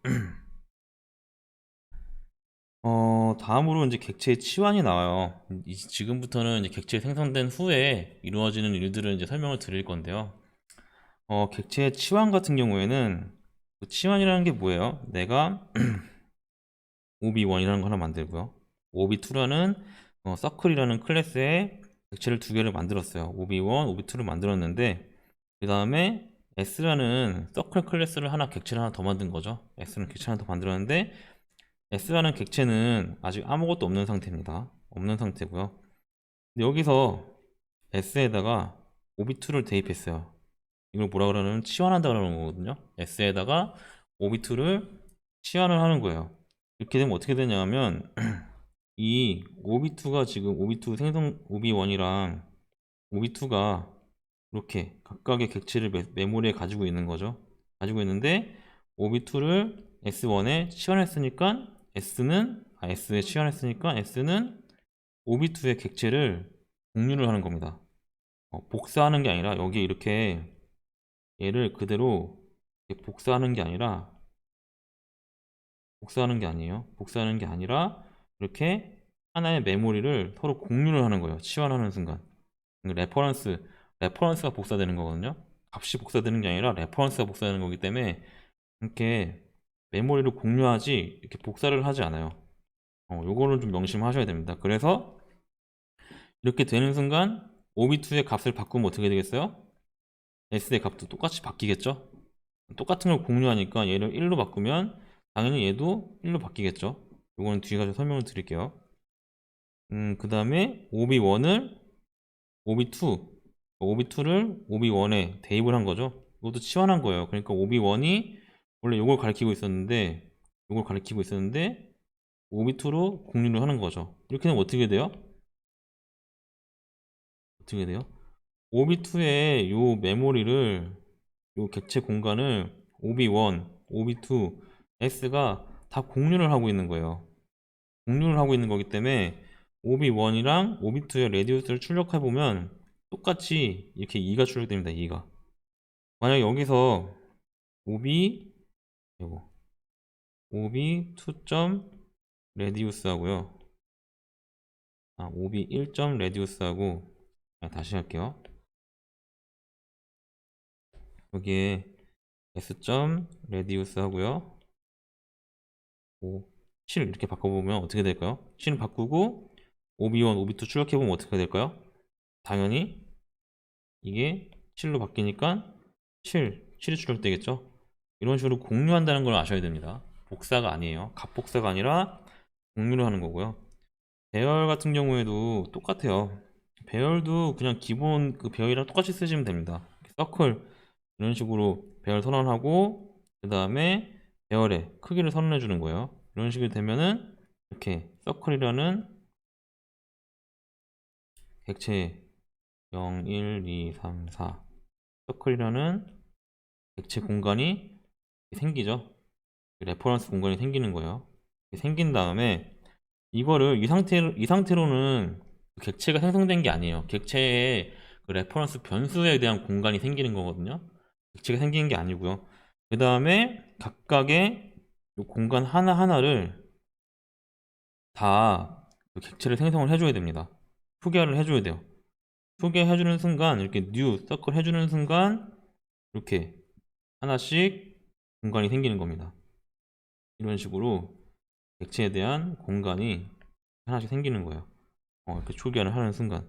그래서 이 초기화를 배열로 할 때 여러분들 많이 착각하는 게 뭐냐면, 이렇게까지밖에 안 해요. 이렇게까지밖에 안 하고, 뭐, 서클 1번에, 뭐, 레디우스는 뭐 10 이렇게 넣어버려요. 그러니까 여기 1단계까지밖에 안 하고 2단계는 안 하고요. 1단계까지만 안 하고 3단계 이렇게 해버리면은 요게 객체가 생성이 안 되기 때문에 여기가 1단계이고 여기 2단계거든요. 1단계밖에 안 되기 때문에 요 객체가 생성이 안 된 상태예요. 이 상태에서 레디우스 값을 넣어버리면 객체가 없다고 에러가 뜹니다. 에러가 뜨기 때문에 항상 요 2번 과정 초기화를 해주셔야 되는 겁니다. 초기화를 꼭 해주시고 객체 생성을 다 해주신 다음에 이런 식으로 넣어주셔야 배열 생성이 잘 된다는 거를, 배열을 잘 다룰 수 있다는 거를 좀 아셔야 되는 거고요. 이거는 제가 앞에서 설명드린 걸 그대로 그림으로 그려주는 거죠. 제가 자꾸 뒤에 그림이 있는데 앞에 설명을 계속 하는데, 강의 자료를 이렇게 수정하고 만들면서도 이게 순서가 제대로 잘 기억이 나진 않아요. 너무 페이지가 너무 많아서. 그래도 이렇게 한번 설명했으니까 이거 한번 대입해서 다시 한번 보세요. 아까 제가 말한 여기가 1단계였고요. 여기가 2단계입니다. 1단계에서 이렇게 레퍼런스 배열이 생기는 거고요. 그 서클에 대한 레퍼런스 배열이 생기는 거고, 초기화를 해주셔야지만 각각의 그 배열에 대한 레퍼런스 값에 대한 그 서클 객체가 생기는 겁니다. 이거를 좀 명심을 하셔야 됩니다. 배열 만들기인데 뭐 한 번씩 보시면 될 것 같고요.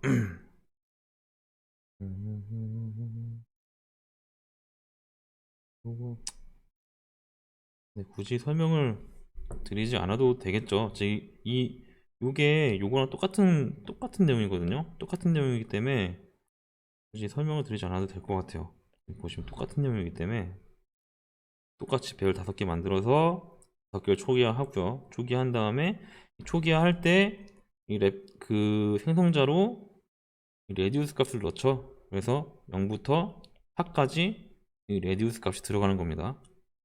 i의 이 서클 생성할 때 생성자로 i 값을 넣어주는 거잖아요. 레디우스가 0, 1, 2, 3 이렇게 들어가겠죠. 그래서 0, 1, 2, 3 들어가고 각각의 서클에 대한 그 넓이를 구하면은 0, 3, 12, 28, 50 이렇게 나오는 겁니다.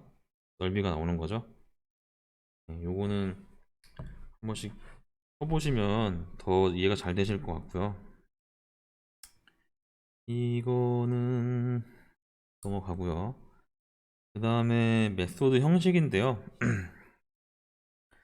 메소드는 앞에서 계속 봤기 때문에 뭐 크게 다른 거 없는데요. 클래스 안에 멤버 메소드에 대한 형식이에요.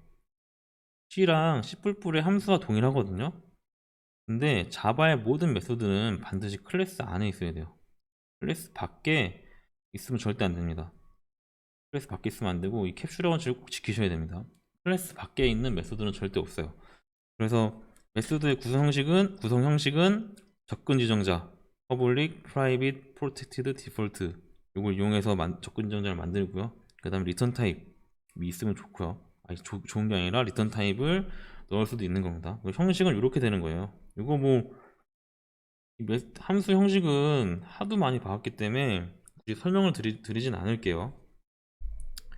그래서 자바의 그 메소드의 인자 전달 방식이 두 가지가 있어요. 이건 C랑 C++도 똑같거든요. 기본 탑의 값 전달, 콜바의 밸류죠. 밸류 값 전달이 있고요. 그 다음에 객체 혹은 배열 전달, 콜바의 레퍼런스가 있어요. 얘는 값을 그대로 전달하는 거예요. 값이 그냥 복사돼서 전달되는 거고요. 이 2번의 경우에는 레퍼런스라 해서 아까 설명드렸죠. 그 메모리 공간은 그대로 있고요. 그 공간을 공유하는 거예요. 그러니까 레퍼런스만 전달되는 거거든요. 복사되는 게 아니라. 됐어. 요거 같이, 그러니까 이거 객체 치환할 때 설명드렸잖아요. 요거 같이 이렇게 공유가 되는 겁니다. 공유가 돼서 들어가는 겁니다. 요거 차이만 좀 알고 계시면 될 것 같아요. 배열이랑 객체는 다 콜바이 레퍼런스예요. 절대 복사돼서 들어가지 않아요. 요거 한번 잘 보시면 콜바이 밸류 같은 경우에는 내가 이렇게 n은 10을 한 다음에 increase라는 함수에다가, 함수 있죠, 여기에다가 n을 넣어주시면 12, 이 함수에 이렇게 복사가 돼요. m이라는 데다가. 그래서 m이 10이 되는 거죠. 10이 돼서 m은 10 플러스 1 해서 m은 11이 돼요. 그래서 이 m은 뭐예요? 이 메소드의 매개 변수죠. 메소드 자체의 변수이기 때문에 보시면 int n을 해서 n에 10이 됐어요. increase n 해가지고 n 값을 값복사를 했어요. 그래서 m에 10이 들어갔죠. 그 다음에 m을 1 증가시키니까 m이 11이 되고, 이 m은 그 increase라는 메소드의 그 내부 변수이기 때문에 increase 종료되는 순간 m은 사라져요. 그리고 이 끝나는 순간 이 n은 뭐가 돼요? 그대로 있겠죠. 복사하는 거기 때문에 n은 그대로 있어서 n을 출력하면은 10이 그대로 나오는 거고요. 레퍼런스를 한번 전달해 볼까요? 레퍼런스. 이 피자라는 이 서클 클래스는 계속 했기 때문에 다 기억하시죠? 서클 클래스 안에 레디우스라는 변수가 있죠. 이 서클을 인크리즈라는 함수로 이 피자를 이렇게 매개 전달했어요. 전달하는 순간 보시면 지금 피자라는 클래스 만들어서 레디우스 10으로 만들고요. 그 다음에 인크리즈에 이 피자를 요 인크리즈 서클 m이라는 변수로 전달을 했죠. 레퍼런스 복사가 된 거예요. 이렇게 레퍼런스 복사가 됐기 때문에 이 메모리 자체는 공유를 하고요. 얘랑 같은 메모리를 쓰는 겁니다.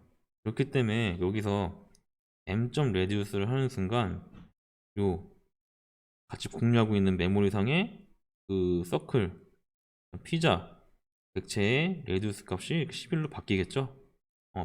바뀌고, 그렇기 때문에 피자 레디우스를 출력해보면 똑같이 11이 출력돼요. 네. 바뀐 값 출력되는 겁니다. 그러니까 아까 이거랑 차이점은 얘는 값을 m에 복사하는 거지만 얘 같은 경우에는 이 피자의 그 레퍼런스를 복사하는 거예요. 그러니까 이 주소 메모리에 저장되어 있는 객체를 공유하는 겁니다. 그 차이만 아시면은 헷갈리지 않고 하실 수 있어요. 이거 되게 중요한 것이거든요. 값 전달이랑 그다음에 참조 전달 되게 중요한 것이기 때문에 이걸 꼭 기억하시고 프로그램을 작성을 하셔야 됩니다. 배열 같은 경우에도 그대로 레퍼런스, 그러니까 메모리 공간이 그대로 공유가 돼요. 이렇게 내가 A라는 1, 2, 3, 4라는 배열을 만들었잖아요. 이걸 A를 전달을 하면은 요 A 여기 만든 이 배열 공간이 요 함수에 그대로 공유가 되는 겁니다. 그래서 이 함수 안에서 요 배열의 값들을 바꾸면 똑같이 여기에 A에 있는 배열의 값도 똑같이 바뀌는 그런 결과를 보일 수 있어요. 요거 배열이랑 그 클래스 객체 같은 경우에는 레퍼런스 전달이고, 그 다음에 그 이외의 나머지 값들은 다 값 전달이라는 거, 요거는 이런 것들을 좀 이해를 하고 계셔야 됩니다. 이게 나중에 함수 전달할 때 되게 중요하거든요. 이 개념을 잘 모르시면 여러분들이 함수 전달할 때 잘못 이해하고 전달을 할 수가 있어요. 나는 클래스를 복사해서 그 함수 안에서만 돌리고 그 다음에 밖에 나오면 그냥 그대로 원래 값을 쓰고 싶은데, 객체를 함수에 넘겨서 함수에서 막 값을 바꾸고 이제 나오는 순간 원래 객체 값이 바뀌어 있죠. 그렇기 때문에 바뀐 값을 사용하니까 되게 헷갈릴 수가 있어요. 그렇기 때문에 요 객체랑 배열은 메모리를 공유하고 그 다음에 나머지는 값을 그냥 복사한다는 거, 요거를 좀 잘 기억하고 계셔야 됩니다. 요거는 인자로 배열이 전달되는 예인데요. 보시면 요 메인부터 읽는 거죠. 지금 보시면 스태틱 메소드로 프린트 리플레이스 스페이스랑 프린트 캐릭터 어레이, 그러니까 출력하는 거랑 리플레이스 하는 함수를 하나 만든 거고요. 그 다음에 그 이 리플레이스가 뭐냐면 이 배열이 이렇게 있으면 배열에 만약에 this is a pencil 이렇게 들어왔으면 이 빈 공간에다가 이 콤마를 넣어주는 거예요. 넣어주는 게 이 함수의 역할이고요. 그 다음에 얘는 출력하는 거고, 출력. 그 다음에 이 메인 한번 보시면 그 C라는 배열에다가 this 띄고 is 띄고 띄고 pencil 점이라는 배열 값을 넣었죠. 그 다음에 프린트를 한번 한 거예요. this is a pencil 프린트 한번 하고요. 그 다음에 리플레이스를 했어요. 리플레이스를 하면 이 배열 값이 요 리플레이스 함수로 넘어가면서 어떻게 돼요? 얘를 공유한다고 한 거죠. 공유한다고 말했죠. 제가 배열은 무조건 공유한다고. 함수들끼리 이 값을 공유하는 거예요. 그렇기 때문에 이 함수 안에서 이 공백에다가 콤마를 넣어주면 그대로 이 C의 그 값도 다 바뀌겠죠. 다 공유하니까 다 바뀌겠죠. 그렇기 때문에 C를 출력해보면 여기에 콤마가 들어가 있는 것을 확인할 수 있습니다. 이게 배열 전달되는 예고, 그 전께 객체가 전달되는 예였죠. 이걸 잘 명심을 하셔야 됩니다. 이 제일 중요한 부분 중에 하나거든요. 그러니까 명심을 하셔야 되는 거고, 그 다음에 오버로딩이 나와요. 이 이후에는 여러분들이 한 번씩 한번 보시면 다 이해가 되시는 것들이기 때문에 좀 빨리빨리 진행을 하도록 하겠습니다. 네, 그래서 메소드 오버로딩을 처음으로 보시면 메소드 오버로딩은 간단하죠. 이름이 같은 메소드를 여러 개 쓸 수 있는 그런 방법 중에 하나인데, 매개 변수 개수나 타입이 서로 다를 때 이름이 동일한 메소드를 사용할 수 있다. 이게 오버로딩이라는 그 방법 중에 하나죠. 그래서 오버로딩을 언제 많이 쓰냐 하면 여러분들 뭐 C++에서 해봤을 때지만 이런 썸 같은 거 할 때 뭐 원래 보통 오버로딩이 없으면 뭐 정수형이면 뭐 인트 썸 해가지고 인티저형 뭐 A, B 받아서 이거 뭐 더하기 A 플러스 B 리턴 하고요. 이런 식으로 뭐 더블 썸 이런 식으로 해가지고 각각의 그 타입마다 다 이렇게 다른 함수명을 만들죠. 그래서 인트를 리턴하고 더블 해가지고 인턴을 하는데 이게 굉장히 비효율적이죠. 그래서 함수 하나로 그냥 뭐 getSum 하나를 만들고요. 여기에 들어가는 매개 변수 타입만 바꿔서 그 함수 이름은 같이 쓰고요. 그 각 타입에 따라서 리턴 타입이 다르게 할 수 있는 그런 그 방법 중에 하나가 이 메소드 오버로딩이라고 보시면 되거든요. 그래서 보통 이런 경우에 많이 쓰고요. 이 메소드 오버로딩은 굉장히 많이는 쓰임 중에 하나예요. 우리 그 이거 뭐야 생성자 할 때도 보시면 생성자 지금 찾아보고 있는데 생성자 여기도 없네. 생성자 할 때도 보시면 같은 메소드 이름을 매개 변수만 다르게 해서 사용했죠. 보시면 같은 메소드 이름을 매개 변수만 다르게 해서 지금 사용을 하고 있습니다. 이런 식으로 이런 거를 다 오버로딩이라고 하거든요. 이런 쓰임 때문에 오버로딩을 굉장히 많이 사용을 해요. 그렇기 때문에 여러분들이 이 오버로딩은 그 알고 계시면 굉장히 많이 사용하는 방법 중에 하나거든요. 이걸 한번 해봤기 때문에 C++ 시간에 해봤기 때문에 간단하게 예제만 하고 넘어갈게요. 그래서 오버로딩 예외는 리턴 타입은 오버로딩과 관련이 없어요. 리턴 타입이 다르다고 해서 오버로딩이 되진 않습니다. 주의를 하셔야 돼요. 이런 경우에 그 오버로딩 실패가 돼요. 컴파일 에러가 나요. 그렇기 때문에 매개 변수 개수랑 매개 변수 타입에 따라서 다 오버로딩이 된다는 거 알고 계시면 되고, 보시면 그 getSum이라는 함수를 세 개 만들었죠. 하나는 인티저 2개, 하나는 인티저 3개 덧셈, 하나는 더블형 실수형의 ij 값을 더하는 리턴 값 더하는 거. 이렇게 해서 만약에 인티저 정수형 1, 2를 넣으면은 정수형 1, 2가 선언된 이 getSum이 실행이 되는 거고요. 만약에 정수형 1, 2, 3을 넣으면 매개 변수가 3개죠. 3개니까 요 매개 변수가 3개 있는 이 getSum이 실행이 되는 거고, 마지막으로 이렇게 실수형을 넣어주면은 실수형을 가지고 있는 더블형을 가지고 있는 이 getSum이 실행되는, 이렇게 매개 변수랑 그 타입에 따라서 맞춰서 들어간다고 생각하시면 될 것 같습니다. 그 다음에 이 자바에만 있는 객체 소멸, 이렇게 가베지 컬렉션에 대해서 간단히 배울 텐데, 우리가 그 C나 C++에서 메모리를 선언을 하면, 어떤 메모리를 선언을 하면은 항상 우리는 끝에 딜리트를 해줬죠. 그 객체 같은 것도 new로 만들면은 딜리트를 항상 지워줘야 되고, 그 다음에 new로 어떤 포인터를 만들면은 다 fully로 날려줘야지만 메모리에서 이게 없어지게 되거든요. 만약에 여러분들이 이 C나 C++에서 이 작업을 안 해주시면은, 만약에 내가 뭐 이렇게 하나 둘 셋 넷 5개의 공간이 있어요. 공간이 있는데 여기서 내가 이 프로그램을 사용하면서 이 5개 공간을 다 사용을 한 거예요. 이렇게 사용을 했는데, 이거를 풀이를 안 해주시면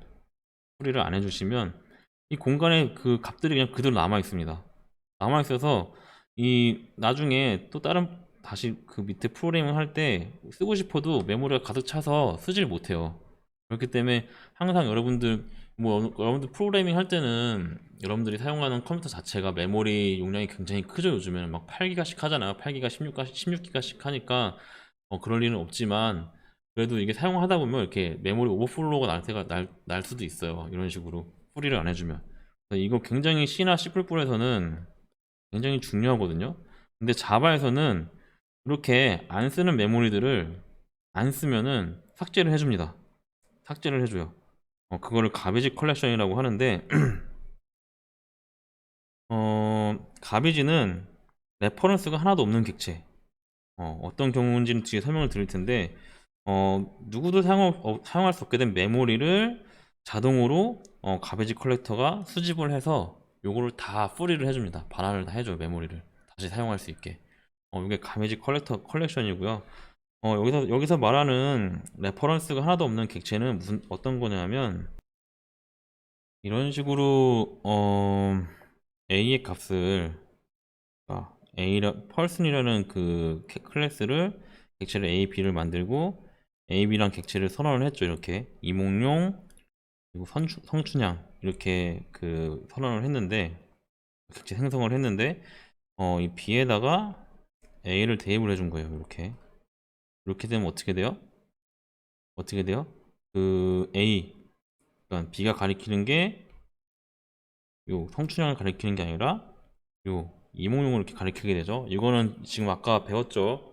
공유를 한다는 거 대입하면. 이거 배웠기 때문에 잘 아셔야 됩니다. 이렇게 되면은 B가 성춘향을 만들었었는데 얘를 안 가리키고 이몽룡을 가리키고 있단 말이에요. 이 펄스는 이몽룡이란 개체를. 그럼 얘는 주인이 아무도 없는 거죠. 이렇게 되면은 이 성춘향이라는 펄슨 객체는 주인이 없는 그냥 쓰레기 객체가 돼요. 이걸 쓰레기 값이라고 하는데, 요거 값이라고 하는데, 이거를 가비지 컬렉터가 수집을 해서 풀이를 시켜주는 겁니다. 이게 가비지 컬렉터가 하는 일이에요. 하는 일이고, 뭐 또 다른 뭐 예제도 있는데, 뭐 이런 식으로 굉장히 많죠. 뭐 A, B, C를 선언하고 D랑 E를 만든 다음에 A는 널, 그러니까 A, B, C 이렇게 만들어 놓고 A를 널을 해버린 거예요. 그러니까 A라는 레퍼런스 변수를, 이거를 널로 만들어 버린 거예요. 이렇게 돼 버리면은 얘는 이걸 가리키고 있다가 끊겨 버리는 거죠. 그럼 이 굿이라는 건 사라져요. 그 다음에 D는 C면 어떻게 돼요? D는 C를 가리키는 거고요. C는 널 이렇게 해버리면 이 C라는 것도 널이 되니까, 널이 돼버리니까 이게 가리키고 있던 게 사라지죠. 이렇게 돼버리면은 어쨌든 노멀은 D가 이렇게 소유하고 있는 거예요. 지금 D는 C를 했으니까 D가 소유를 하고 있죠. 그 다음에 E는 가리키는 애가 하나도 없고. 이렇게 되면은 지금 소유권이 없는 그 객체는 누가 될까요? 굿이 굿 하나예요. 그래서 얘는 가비지 컬렉터로 날아가게 됩니다. 이런 식으로 되는 거고, 만약에 여기 밑에다가 D는 널 이렇게 하면 어떻게 될까요? D가 지금 얘 가리키고 있죠. D는 널 하면은 얘가 또 끊기죠. 이렇게 끊기면서 노말도 그냥 공중부양 해버립니다. 그래서 얘도 가비지 컬렉터 날아가고 뿌리가 되는 거죠. 이런 식으로 가비지 컬렉터가 알아서 메모리들, 안 쓰는 메모리들을 다 수집해서 정리를 해줍니다. 이게 굉장히 중요한 역할을 하는 거고요. 자바에서 가베지 컬렉션 하는 일은 제가 설명드렸죠. 자바에서 가베지를 자동 회수해서 가용 사용 가능한 메모리로 반환을 해줍니다. 이거는 가베지 컬렉션 스레드가 따로 돌아가고요. 이게 그렇게 뭐 많은 자원을 차지하진 않고, 얘가 가베지 컬렉션이 알아서 회수를 해가기 때문에 이런 것들에 대해서 좀 문제를 제기하는 사람들이 많거든요. 내가 아직 버렸는데 회수가 안 된 경우도 있고, 이런 경우를 대비해서 개발자가 강제로 이렇게 가베지 컬렉션한테 내 거를 빨리 좀 회수해 가 달라 라고 요청을 할 수가 있어요. 그러니까 이 GC라는 함수를 쓴다고 해서 가베지 컬렉션이 바로 작동을 하는 게 아니라 요청을 하는 거예요. 요청을 하는 거예요. 그래서 그 가베지 컬렉터가 판단을 해서 빨리 가져가야겠다 판단이 되면은 그 가베지 내가 버린 그 객체들을 회수를 하는 그런 과정을 거치고요. 이 부분은 여러분들이 전혀 신경 쓰지 않아도 되는 부분이거든요. 그냥 이런 거 역할만 한다 라고 생각만 하시면, 그러니까 알고만 있으시면 되는 부분이라서 너무 걱정할 필요는 없을 것 같고요. 그래서 자바의 큰 장점이에요. 메모리에 대한 관리를 굳이 하지 않아도 가베지 컬렉션이 알아서 다 회수를 해주기 때문에 이게 C랑 C++보다 좀 메모리 관리가 좀 수월하다라는 그런 장점이 좀 있습니다. 그 다음에 접근 지정자인데요. 이것도 C++ 시간에 많이 배웠죠. 접근 지정자 보고 있었어요. private, 그 다음에 protected, 그 다음에 public 이렇게 있었어요. 자바도 똑같이 이렇게 있는데 여기 하나에 디폴트라는 게 더 있거든요. 디폴트 있는데 요거 하나만 생각하시면 나머지는 다 똑같아요. 똑같기 때문에 이 프라이빗은 지금 이 큰 사무실에서 보시면 여러분들이 어떤 사무실 공간을 만들었는데, 이 공간에서 외부인한테 이렇게 제공해 줄 수 있는 공간이 있는 거예요. 이거는 퍼블릭 공간이라고 하고요. 그 다음에 회사 내부에 구성원들끼리 공유할 수 있는 공간, 공간을 하나 더 만들어서 회사 내부 사람들만 공유를 하는 거죠. 이거를 프로텍티드라고 그래요. 그 다음에 사적인 공간을 프라이빗이라고 하죠. 프라이빗 공간이라고 하는 거고요. 그래서 이 객체도 필드나 아니면 이런 메소드들을 누구한테 공개를 할 것인가, 나만 가지고 있을 것인가, 내 구성원만 보여줄 것인가 라는 거에 대한 이런 접근 지정자를 해줄 수가 있습니다. 그래서 이런 접근 지정자에 대해서 좀 배울 거고요.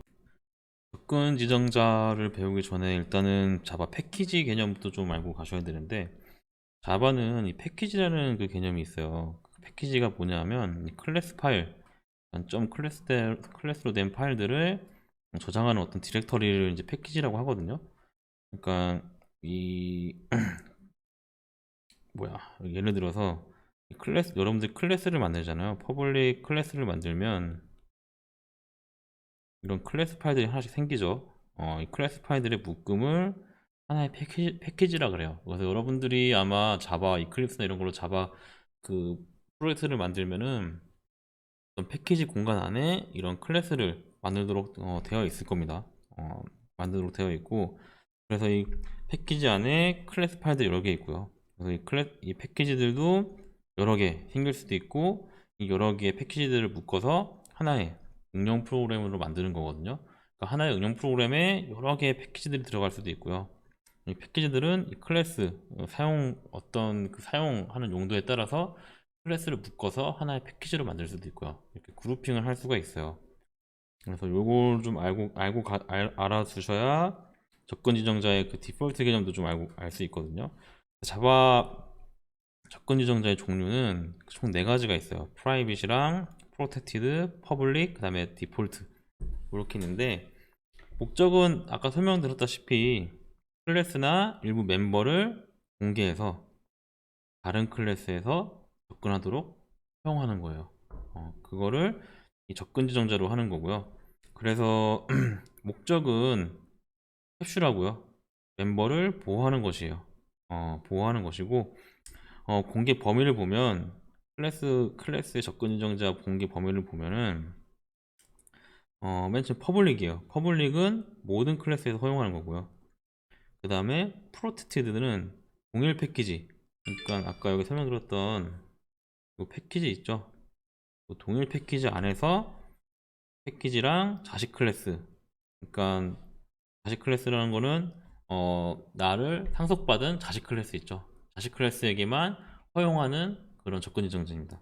그리고 디폴트는 동일 패키지에서만 허용이 되는 거고요. 네, 프라이빗은 외부로부터 한번 그러니까 내 자신밖에 못 쓰는 거예요. 그렇게 생각을 하시면 되고, 기본적으로 여러분들이 이 접근 지정자를 안 쓰면 디폴트로 잡혀요. 디폴트 접근 지정자로 잡히고요. 그 다음에 디폴트 잡히니까 동일 패키지, 이 패키지 안에서만 사용할 수 있는 접근 지정자가 되는 거고요. 여러분들이 뭐 프라이빗으로 하냐, 프로텍티드로 하냐, 퍼블릭으로 하냐에 따라서 많이 바뀝니다. 이 프로텍티드라는 개념도 좀 많이 헷갈릴 텐데, 접근 지정자를 좀 하나씩 보면 음, 지금 이 밑에를 보시면 패키지가 이렇게 2개로 나눠져 있어요. 패키지 P랑 패키지 Q가 있고요. 그다음에 패키지 P 안에 이 A라는 클래스가 있고요. 패키지 Q 안에 B라는 클래스, C라는 클래스, D라는 클래스가 있어요. 그래서 여러분들이 지금 이 B라는 클래스만, 여기 패키지 Q에서 B라는 클래스만 퍼블릭으로 이렇게 선언을 한 거고요. 나머지들은 다 지금 디폴트로 생성을 한 거예요. 아무것도 안 쓰면 디폴트 클래스가 돼요. 아이고, 소리가 자꾸 나네. 죄송합니다. 아무것도 안 쓰면 디폴트 클래스가 됩니다. 이렇기 때문에 지금 디폴트 클래스는 뭐라 그랬어요? 그 자기 패키지 안에 있는 클래스들만 접근할 수 있다고 했죠. 그래서 보시면 이 클래스 C에서 이 B라는 그 클래스를 객체를 만들어서 선언을 했고요. D에서도 이 C라는 객체를 만들어서 선언을 했죠. 이 B는 뭐예요? 같은 패키지 안에 있는 클래스예요. C 같은 경우에는 같은 패키지 안에 있는 클래스죠. 근데 보시면 얘는 다른 패키지죠. 다른 패키지 안에 보시면 A라는 클래스가 있어요. A라는 클래스가 B를 선언을 했어요. B를 선언을 보니까 B 같은 경우에는 퍼블릭을 선언을 했죠. 퍼블릭을 선언한 거는 누구나 다 사용할 수 있는 거예요. 그렇기 때문에 패키지 P에 있는 클래스 A에서도 B를 선언할 수 있는 거고요. 지금 보시면 C를 또 선언을 했어요. 근데 C를 보시면 C는 디폴트 생성자죠. 디폴트 생성자는 같은 패키지 안에서만 그 선언을 할 수 있거든요. 사용을 할 수 있거든요. 그렇기 때문에 다른 패키지에 있는 이 A라는 클래스가 C를 선언을 할 수가 없습니다. 네, 이건 접근 지정자가 금지되어 있는 거기 때문에 선언을 할 수 없는 거고요. C에서도 마찬가지예요. C에서도 만약에 이 P라는 패키지에 A 클래스를 선언하고 싶어요. 그래서 C하고 C는 하고 U, C 이렇게 했어요. 이거 될까요? 이거 안 됩니다. 왜냐하면 C는 P라는 패키지에 A라는 클래스로 되어 있는데 접근 지정자가 지금 디폴트죠. 디폴트니까 패키지 P 안에 있는 클래스들끼리만 접근을 할 수가 있어요. 패키지 Q에서 패키지 P에 있는 이 A라는 클래스를 접근할 수가 없습니다. 네, 이런 식으로 디폴트 지정자에 대한 그 이해를 좀 하셔야 될 것 같고요. 그 다음에 멤버 접근 지정자가 있는데, 멤버는 뭐예요? 멤버는 클래스 안에 있는 멤버들이에요. 그러니까 클래스 안에 있는 그 속성, 변수랑 그 다음에 메소드를 멤버라고 하고요. 멤버도 똑같아요. 퍼블릭 멤버, 프라이빗 멤버, 프로텍티드 멤버, 디폴트가 있습니다. 그래서 여러분들이 이거를 할 때 기본적으로 여러분들이 그 접근 지정자를 아예 안 지금 보시면 음, 보시면 여러분들이 여기 있다. 이렇게 그걸로 한번 선언을 해보. 이게 지금 보시면 퍼블릭, 프라이빗, 프로텍티드, 디폴트는 보시면 퍼블릭 같은 경우에는 패키지 관계없이 모든 클래스에 접근 허용. 프라이빗은 동일 클래스, 같은 클래스 안에만 허용 가능하고요. 프로텍티드는 같은 패키지 내에 다른 모든 클래스, 같은 패키지 내에 다른 모든 클래스에서 접근이 가능해요. 그리고 상속받은 서브 클래스. 그러니까 같은 패키지가 아니래도 내 이 클래스를 상속받고 있으면 사용할 수 있는 그런 그 클래스 접근 인정자고요. 그 다음에 디폴트는 같은 패키지 내에서 접근이 가능한 디폴트가 되는 거고요. 그래서 이렇게 표로 그릴 수 있는 거고, 이 프로텍티드가 좀 헷갈릴 거예요. 하나씩 하나씩 보면 퍼블릭 사례부터 보면요. 이것도 P랑 그 다음에 다른 A라는 패키지가 있죠. 패키지가 있으면 지금 B를 공유하고 싶은 거예요. B를 지금 퍼블릭으로 공유하고 그 다음에 접근 지정자도 퍼블릭으로 만들었죠. 이렇게 되면은 이 클래스도 모든 패키지에서 다 접근할 수 있고요. 그 다음에 이 멤버 변수들도 모든 패키지에서, 그러니까 모든 패키지, 모든 클래스에서 접근할 수 있어요. 그렇기 때문에 보시면 이 A라는 클래스 보시면 B를 만들어서 B.N은 3, B.G 이렇게 접근할 수가 있는 거고요. 마찬가지로 패키지 P 안에 들어있는 C도 똑같이 할 수 있겠죠. 퍼블릭이니까 다 할 수 있는 거예요. 만약에 프라이빗으로 하면 어떻게 될까요? 프라이빗으로 바꾸면 멤버를 이 클래스 B는 이렇게 선언할 수 있지만 이 프라이빗으로 한 이 변수랑 이 메소드는 절대 접근할 수가 없습니다. 같은 패키지도 안 돼요. 심지어 상속받은 그 자식들도 안 됩니다. 프라이빗은 오로지 클래스 B에서만 사용할 수 있어요. 그럼 디폴트 접근 유정자 같은 경우 보면은 디폴트는 여기 아무것도 안 쓴 거죠. 아무것도 안 쓴 거, 접근 지정자를 안 쓴 거면 같은 패키지 안에 된다 그랬죠. 같은 패키지에서 이렇게 n은 7, 뭐 g 이런 식으로 콜을 할 수 있고요. 다른 패키지 a는 지금 다른 패키지 안에 있죠. 다른 패키지 있기 때문에 접근할 수가 없습니다. 요거는 명심을 하셔야 되고요. 아무것도 안 쓰면 좀 이거는 좀 주의를 하셔야 됩니다. 아무것도 안 쓰는 거는 디폴트로 된다는 거 명심하셔야 되고, 프로텍티드 같은 경우에는 그 같은 패키지 안에서 접근이 가능합니다. 이렇게 기본적으로 되고요. 근데 다른 패키지에 있는 다른 클래스에서는 접근을 할 수가 없어요. 근데 다른 패키지에서 할 수 있는 거 딱 한 가지 경우가 있거든요. 이 클래스 B를 상속받는 클래스에서는 사용할 수 있습니다. 여기 프로텍티드를 선언을 했으면은 이 보시면 클래스 D가 클래스 B를 이렇게 상속받고 있죠. 상속받고 있는 클래스에서는 이렇게 그 N이랑 G를 사용할 수 있습니다. 요거만 좀 명심을 하시면 될 것 같고요. 네, 그래서 이 예제를 한번 보시면 이거 같은 경우에는 클래스 샘플 이런 클래스 하나 만들고요. 얘는 같은 패키지예요. 여기 안에 public int a를 하나 만들고 private int b를 만들었어요. 프라이빗이고 퍼블릭이죠. 얘는 int c예요. 얘는 뭐죠? 얘는 디폴트죠. 그 다음에 퍼블릭 클래스 access ex 예제 하나 만들어서 샘플 클래스를 하나 상성을 하고요. 객체를 생성하고 일단 a를 한번 가져와 볼게요. a는 퍼블릭이죠. 이거는 성공이에요. 근데 b 같은 경우에는 지금 프라이빗이죠. 프라이빗이기 때문에 이게 접근을 할 수가 없어요. 여기서 컴파일 에러 나고요. 보시면 unresolved compilation problem 해가지고 샘플 B는 보여지지 않는다 라고 하죠. 볼 수가 없어. 이미 여기서 숨겨놨기 때문에 프라이빗을 숨겨놨기 때문에 이 EX라는 클래스에서 샘플의 B를 볼 수가 없습니다. 그 다음에 C 같은 경우에는 디폴트죠. 디폴트이기 때문에 10으로 같은 패키지 안에서 접근할 수 있다고 했으니까 10으로 접근이 가능한 거고요. 이렇게 해서 멤버 접근 지정자는 여기서 끝이고요. 마지막으로 이제 스태틱에 대해서 좀 배울 건데, 스태틱은 모든 클래스들이 공유한다는 그런 개념을 공유한다는 개념을 알고 계시면 되거든요.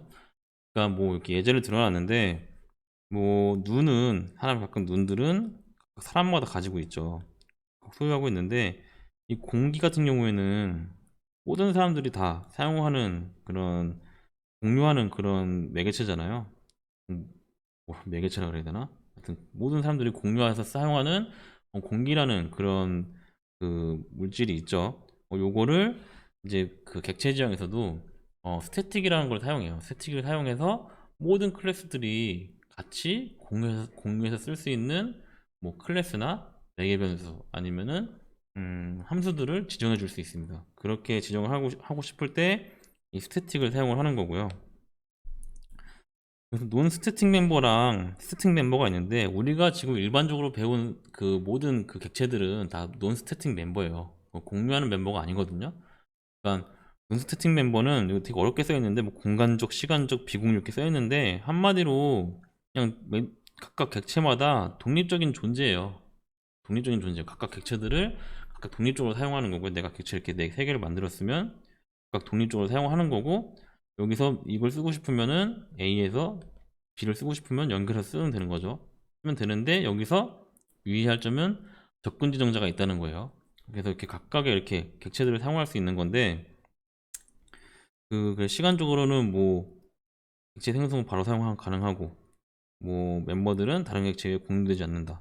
그러니까 내가 열어줘야지만 연결이 되는 거고요. 공유하는 건 아니에요, 절대로. 공유하는 거 아니고 각각 독립적인 존재고요. 스틱 멤버는 객체마다 생기는 게 아니에요.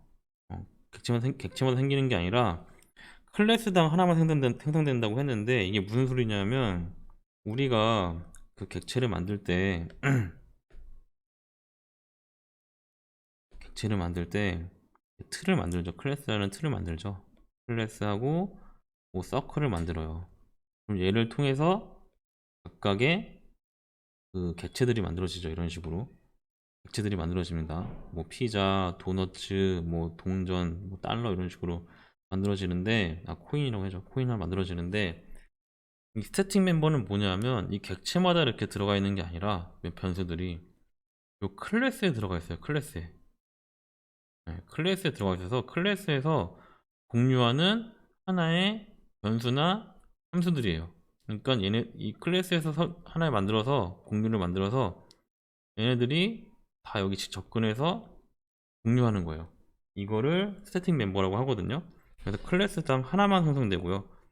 여러분들이 그 클래스를 이 서클이란 클래스로 피자를 아무리 만들어봤자 스태틱이라는 변수 하나 만들면은 스태틱은 하나로 공유가 됩니다. 이런 식으로 스태틱이라는 변수나 메소드를 만들면은 이렇게 클래스 옆에 공간이 하나 생기면서 공유할 수 있는 그런 변수나 함수로 만들어집니다. 그래서 객체를 아무리 많이 만들어도 요거 하나를 공유해서 쓰는 거예요. 이렇게 이거를 스태틱 멤버라고 하고요.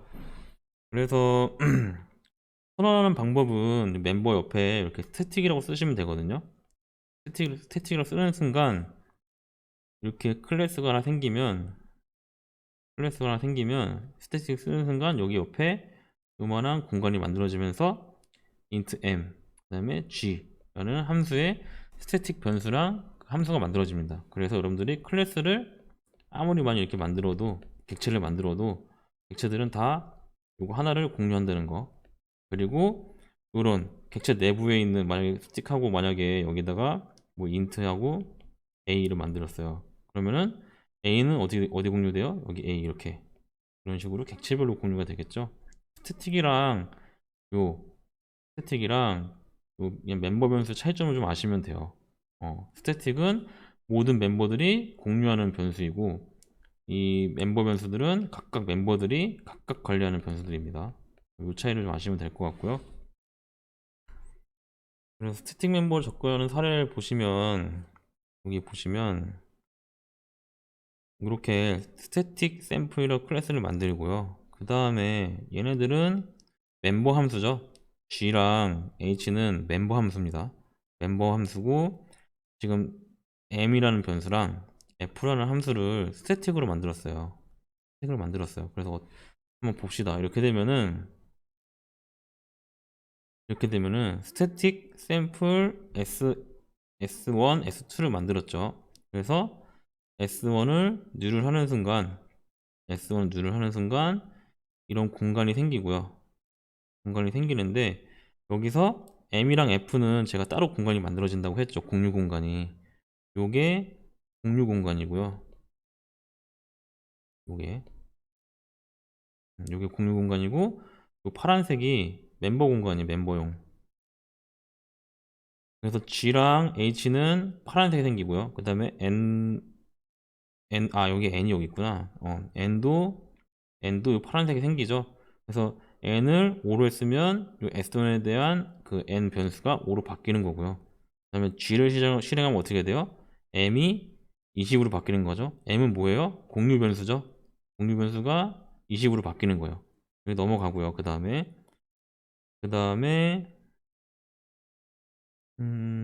여기서 M은 50이라고 했죠. 다시 M은 뭐예요?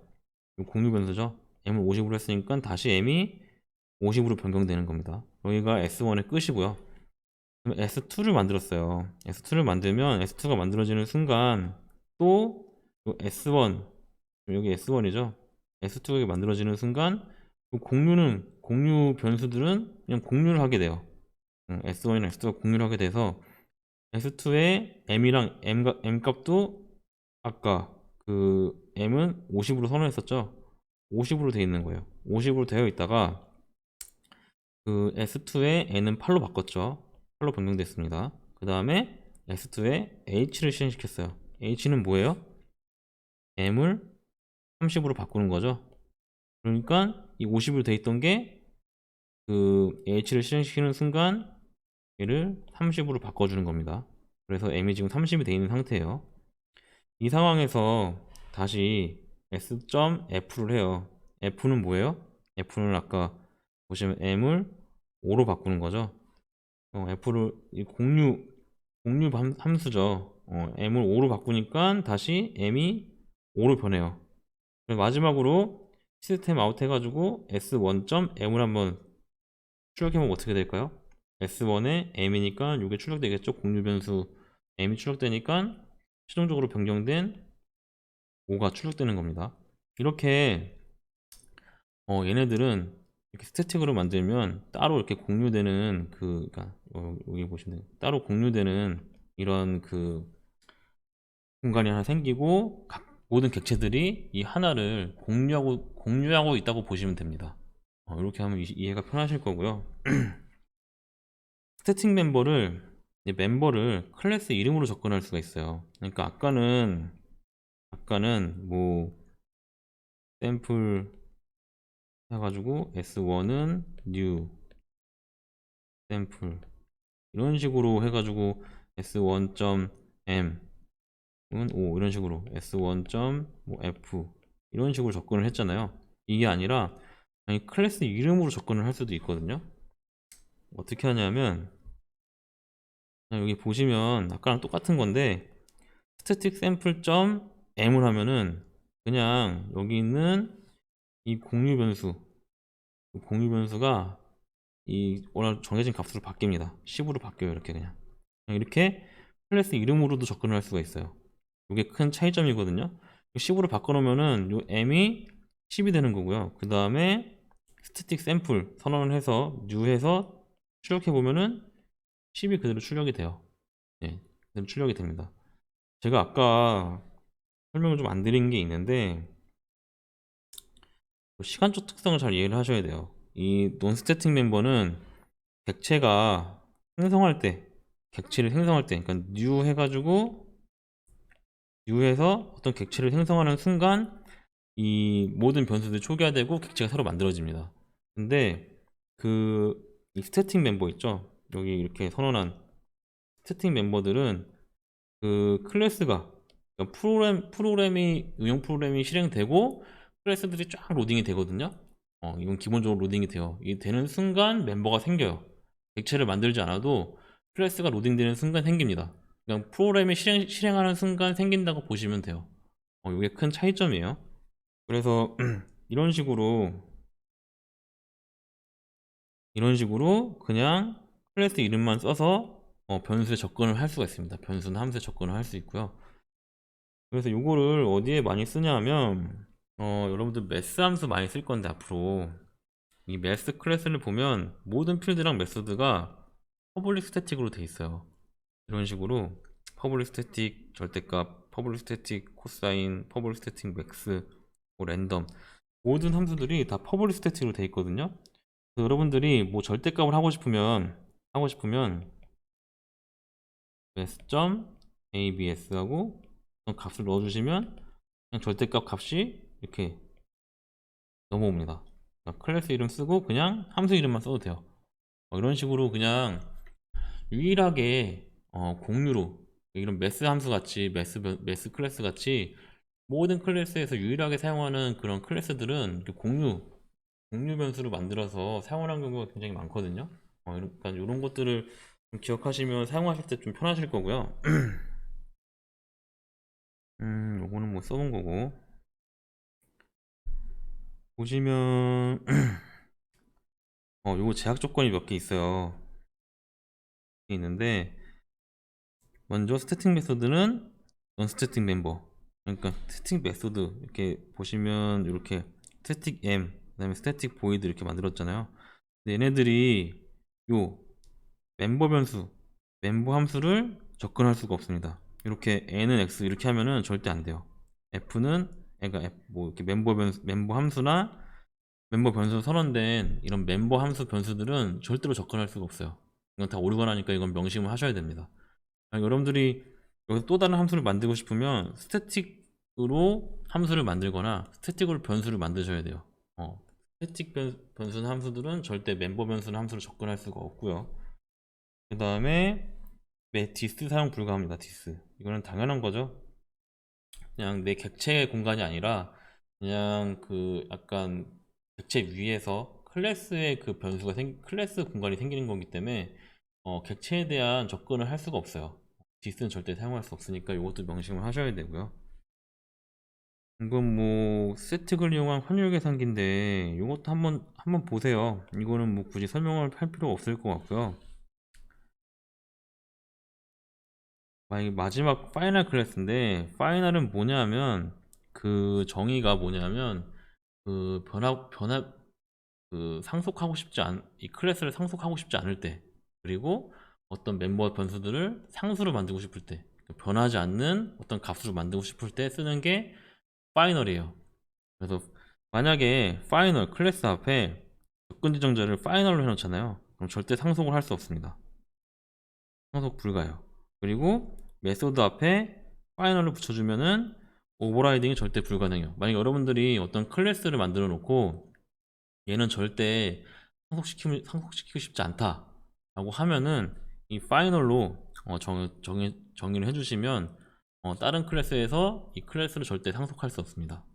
그리고 메소드를 오버라이딩 못하게 만들고 싶으면 이 파이널을 써주시면 절대 오버라이딩을 할 수가 없어요. 요거는 좀 잘 알고 계시면 쓰임이 있고, 이거 많이 써요. 이거 그냥 어떤 상수 만들고 싶을 때 그냥 파이 같이 3.14는 변하지 않는 값이죠. 이거 내가 딱 설정하고 프로그램 내에서 절대 이 파이 값을 바꾸고 싶지 않을 때는 이렇게 그 변수 앞에 파이널 써주면 이 필드 같은 경우에는 절대 변하지 않는 상수를 선언할 수 있어요. 요거는 뭐 그 C나 C++에는 콘스트랑 똑같은 거죠. 콘스탄트랑 똑같은 거고 자바에서는 파이널을 쓰시면 됩니다. 이렇게 하시면 되고요. 이외에 만약에 이해가 잘 안 되시면 제가 또 추가적인 강의 자료를 몇 개 올려놓을 테니까 그것들을 한번 참고해서 한번 강의를 들으시면 좋을 것 같아요. 제가 다른 강의랑 그다음 서동만 교수님께서도 찍으신 강의를 한번 올려드릴 테니까 같이 한번 보시면 좋을 것 같고요. 실습 같은 경우에는 한 번씩 해보시고 뭐 C++ 수업 때 한 번씩 해보셨으니까 아마 다 하실 수 있을 거예요. 그래서 실습 자료도 한번 보시고 실습을 진행하시면 좋을 것 같습니다. 네, 여기까지 제가 강의한 내용은 끝이고요. 5장에서 뵙도록 하겠습니다. 감사합니다.